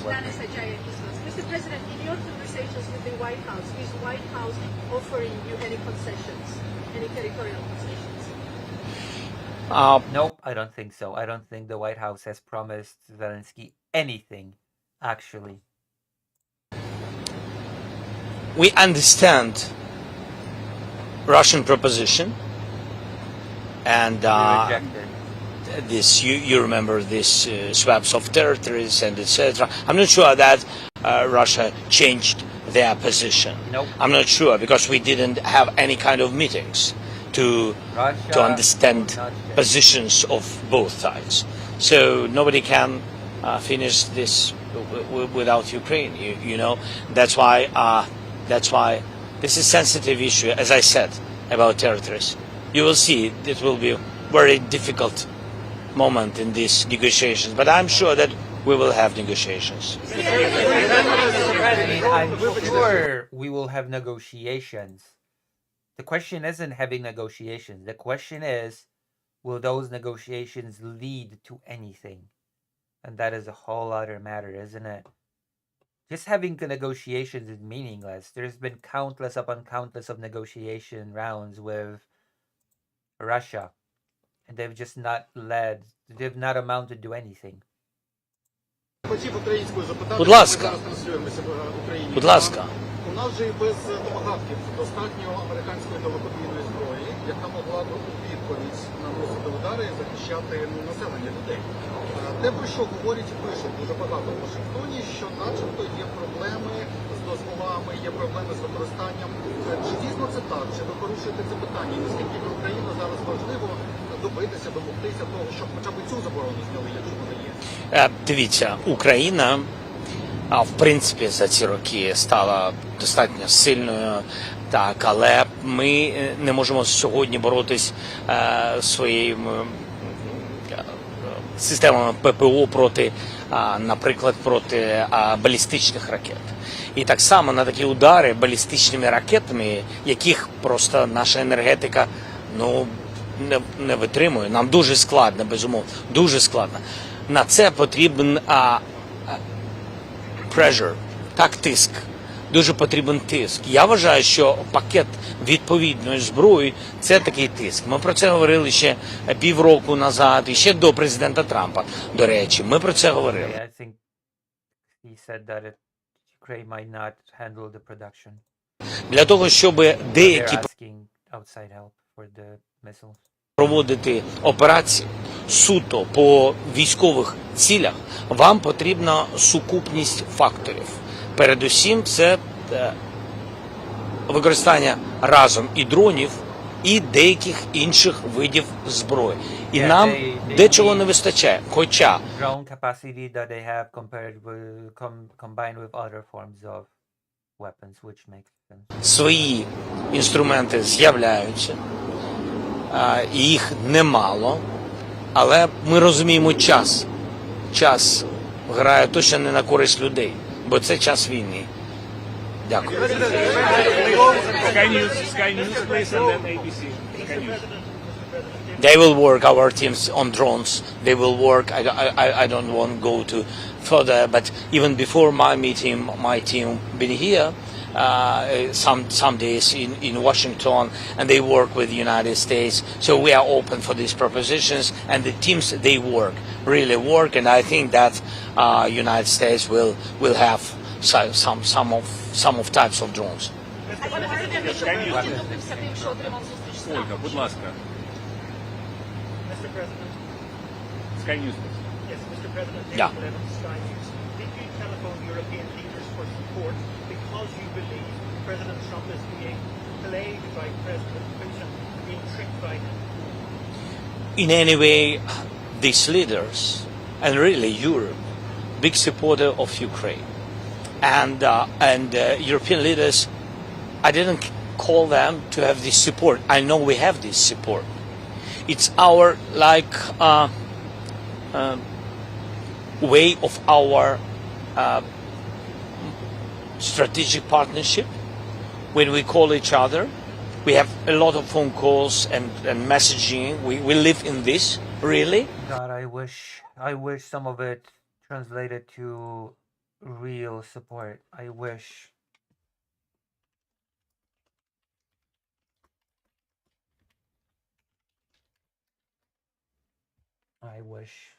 Real support came.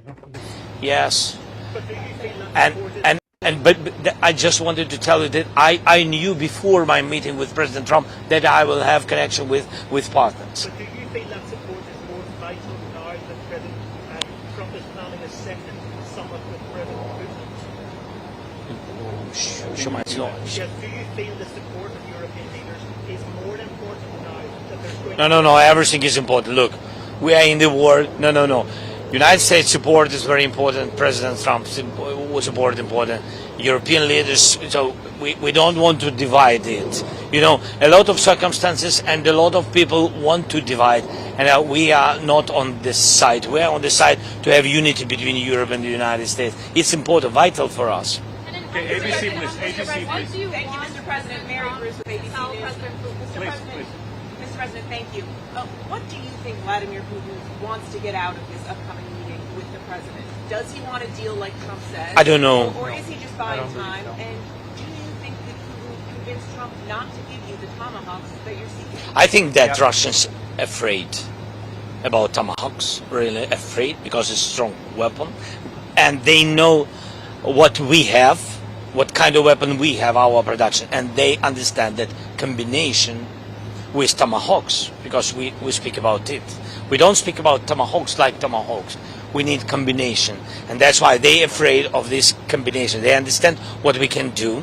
Why they do a lot of different steps. I know it is a dumb question. A lot of dumb questions, actually. Well, do you think Putin wants to just end it all in Budapest? Do you think he doesn't want Trump to give you tomahawks? Yes, and a lot of very positive messages not to our side, of course. Yes, that's what they do because they afraid it. And I don't know what.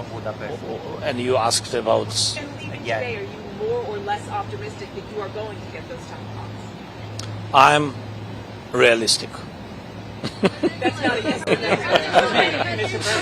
Stop fighting now and declare victory. Sorry. President Trump said you and President Putin should stop fighting now and declare victory where you are going to declare victory. Do you have a comment on this?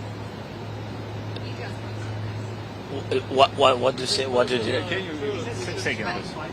President Trump said you and President Putin should stop fighting where you are and both declare victory. Do you have comment? Почули, що маєте зупинитися там, де є. We have for our nations and for such circumstances where we are and what we have, and against and such big country which is against us, I think we have to stop where we are. And he is right. President is right that we have to stop where we are. This is important, to stop where we are and then to speak. If one man doesn't want to, this other people, other groups will meet and speak what to do, how to manage, how to have the real steps to real peace. Last hot take, quote unquote. I don't think it's a hot take, but I just don't believe that Budapest will lead to any big breakthrough. I just don't believe it. I don't think the meeting in Budapest will lead to anything of substance. I will be very, very shocked if it will. Just giving an honest opinion. Last thing, please. This is important, but I agree with President. Yes, both sides have to stop. But between us, it's about Putin, because we didn't begin this war. Mr. President, here, please. Yes, who's speaking?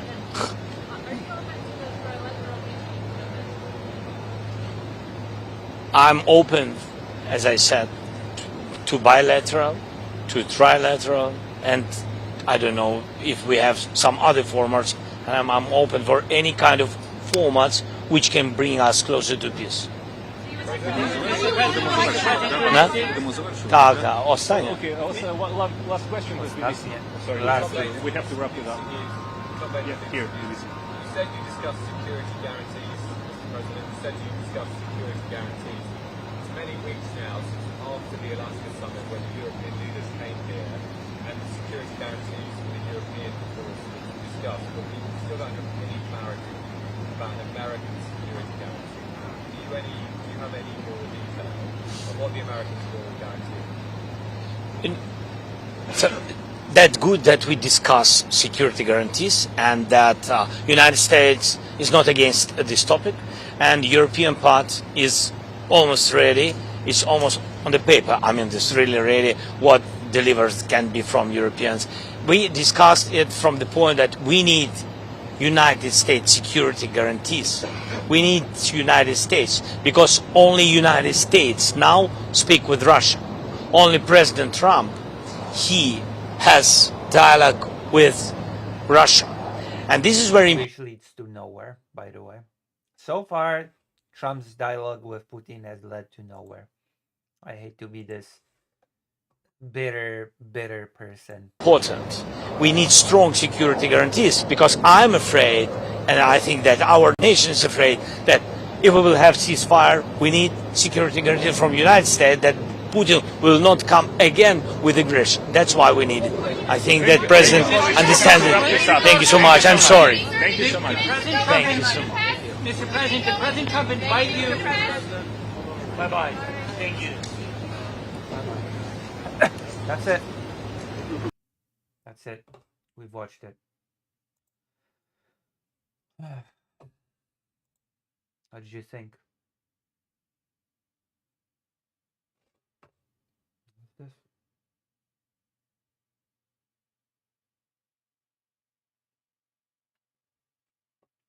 My God.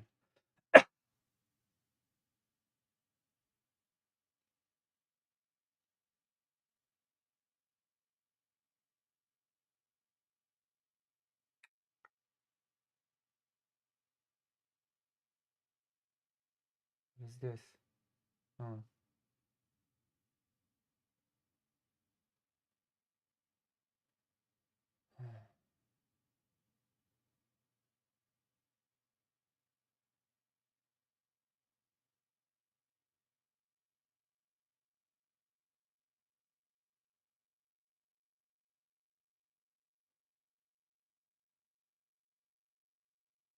Very interesting.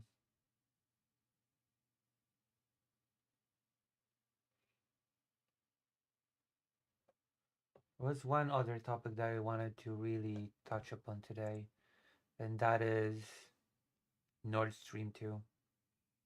But I'm not sure I'm gonna be doing that. today.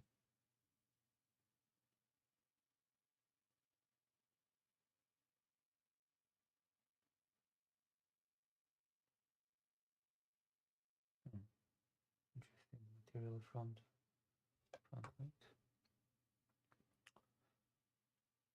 We'll see. How did you like the meeting of Trump and Zelensky? Are you impressed?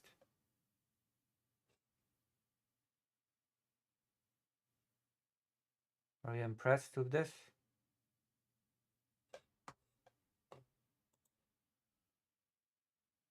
I hated it. Damn, don't let your heart be overtaken by hate. You should have love in your heart and not hate. I thought my community was full of love and not hatred. Also press like on the stream. I don't know. I don't think any thing will come of it. As I suspected, no tomahawks, because that was very easy to predict. That was the fear of many people that actually follow this conflict, that actually know what they're talking about, that Trump would just be wooed by Putin. Oh, let's talk. Oh, you're such a great leader, Donald. Yeah, I don't think anything will happen in Budapest. Well, something will happen. Orban's position will be much stronger for his internal election.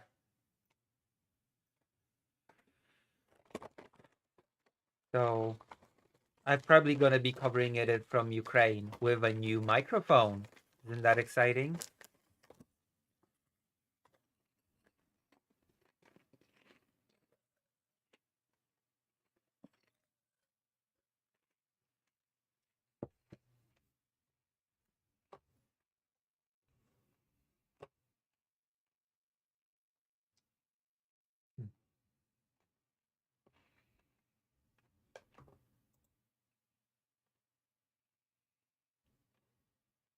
Portland riot, live coverage.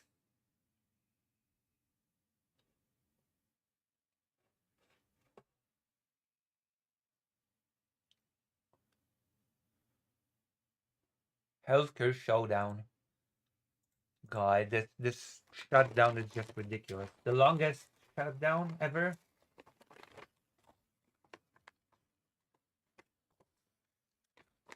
Let's see some news.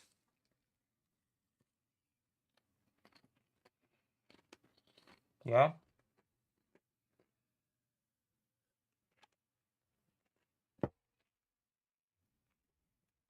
What did you think of Kidnotkin's coverage?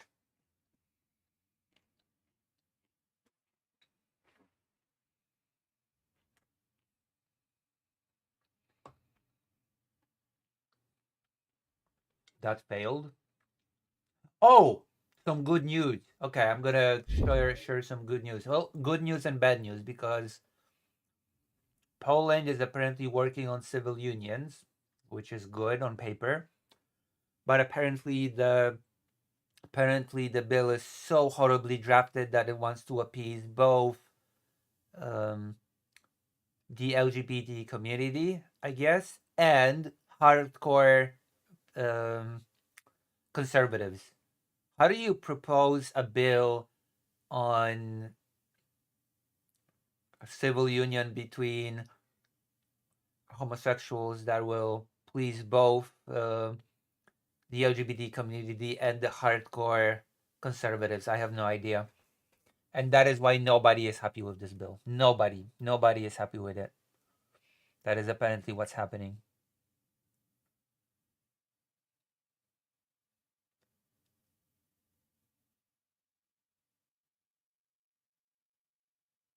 Oh, interesting.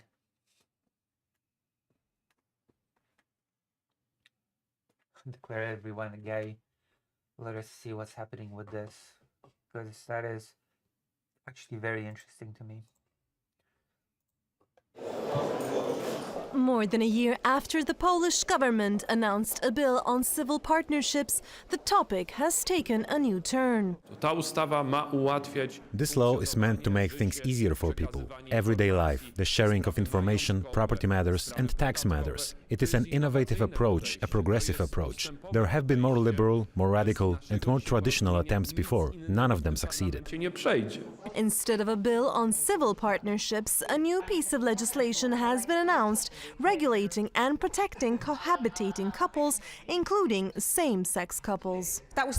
This act does not change one's marital status, nor does it make it possible to contract a marriage. This is a good agreement, a good solution. This government bill has been written so that we can hold discussions with the president and the presidential palace about so it's reaching not an even agreement to have oh this my law. god, it's not even a civil union. It's not even a civil holy what?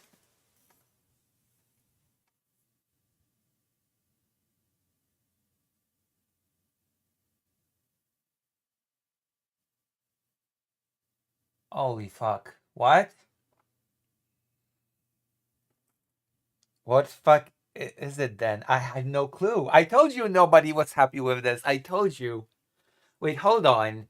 If this is just some agreement between same-sex couples or same-sex partners or whatever, then okay, I've got a question.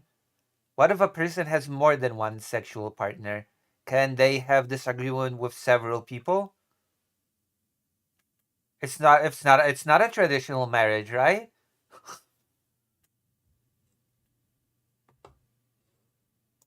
Signed. The previously proposed bill on civil unions did not receive the support of the conservative wing of the ruling coalition, nor would it be signed into law by conservative President Karol Nawrocki. It foresaw the signing of a civil union at a registry office, just like any civil marriage in Poland. Here now we are sent to the notary office, like with any other agreement, just like when you go to buy an apartment, for example.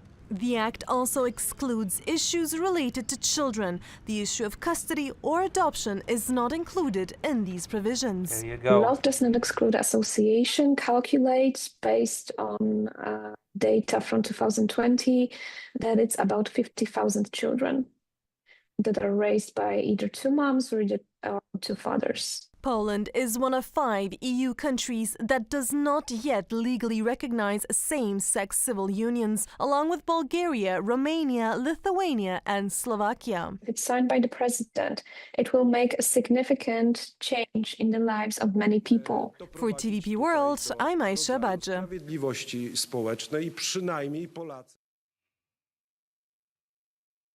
True. Under the plans, adults will be able to sign a closest person agreement, granting some of the legal rights and protections enjoyed by married couples without recognizing their union as such. Disagreements between liberal and conservative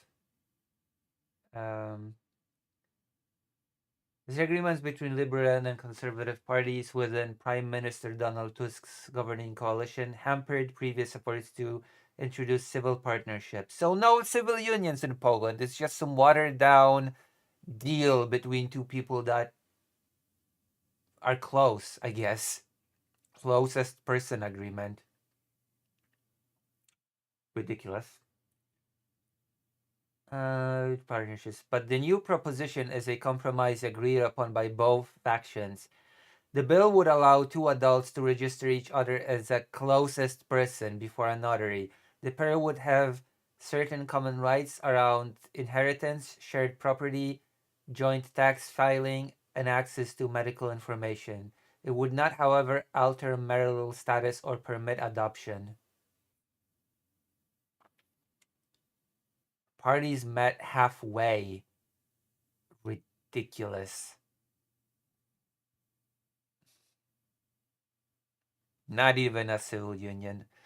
Not even a proper civil union.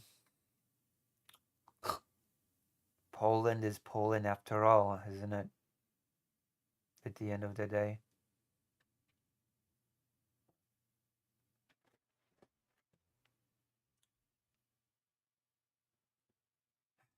The proposal was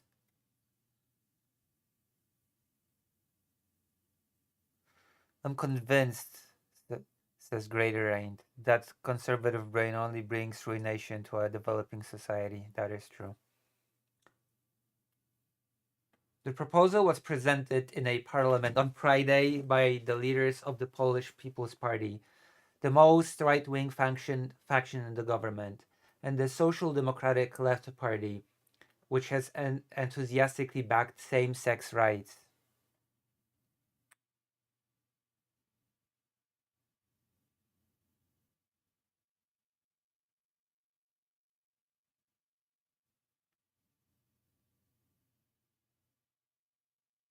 I mean, those things are not exactly exclusive, mutually exclusive. You can both bolster, you can give people human rights and bolster ammunition production, which, by the way, Poland apparently is working on ammunition production finally.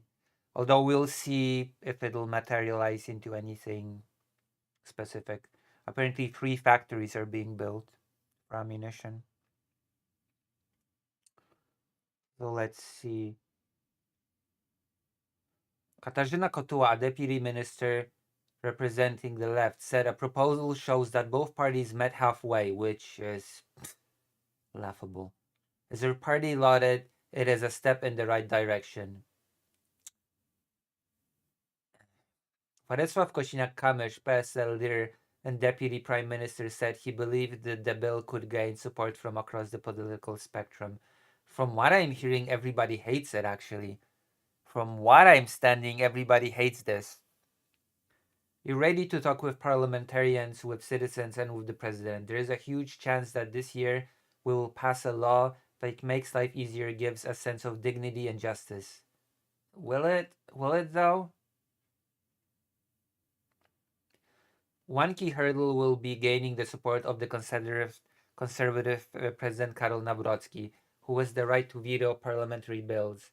The recently elected, oh yeah, by the way, already very conservative voices from his party, from the president's party, said that this is unacceptable.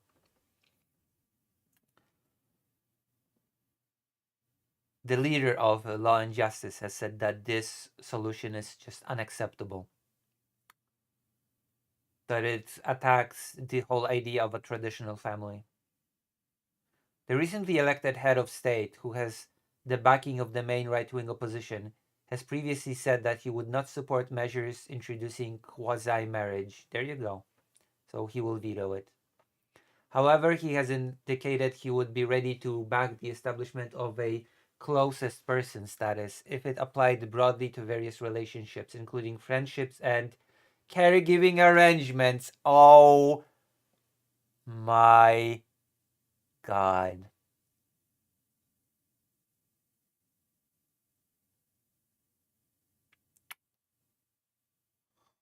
Holy shit.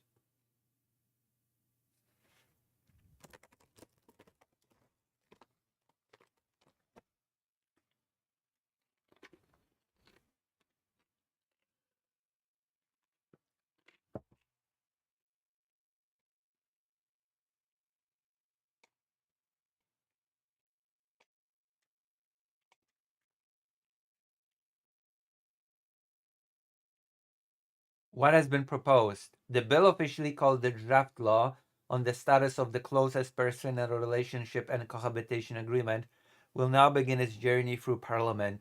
Giving details of the proposal, Kotula said couples entering into a closest person agreement would have joint rights in many different areas of life.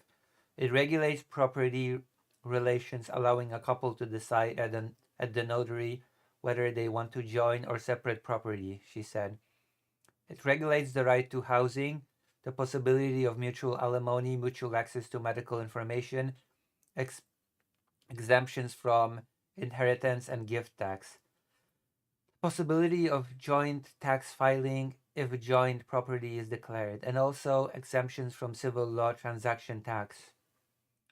Kotula added that after an agreement is signed, the notary will be obliged to send the documents to the Civil Rights Registry Office. The partnership would automatically end if the parties decided to marry. Okay, how can the parties... Oh, I guess if the parties decided to marry someone else, because how would the parties decide? How could the parties decide to marry? The whole point is that they cannot marry. They have to do this thing that is being proposed here. What is this last sentence? The whole point of this whole thing is that they just cannot marry, isn't it? Isn't the whole idea? This is disappointing, to say the least. But whatever. Whatever. It is what it is, isn't it? It is what it is. We live in disappointing times. Don't we?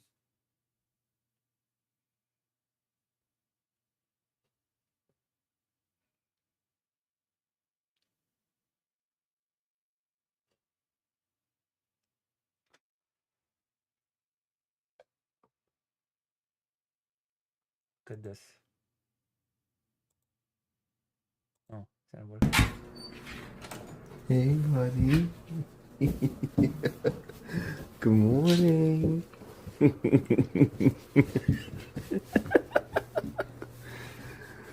Looks like Fido. You. Fido greets me like this as well. There's Zena over there. Hi, Zena. You're still freaking out. German Shepherds are such fluffies. Swear to God.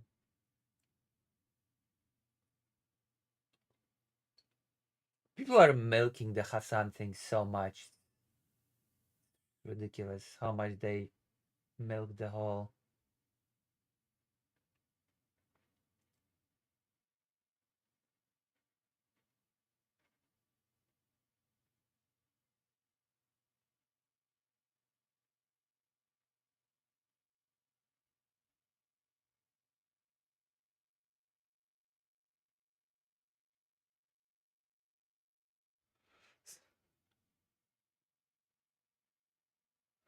My goodness. All right.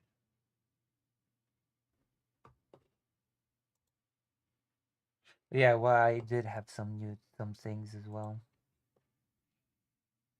I think I've already mentioned Orban. I think I've already mentioned this, that, or the other. All right. I'm tired because I took my medication. I've bolstered all my energy that I had for this stream. We have streamed for 4 hours. That is a long time to stream, so I will see you later, I guess. We have done the topics. We have done the deeds. I will see you, okay?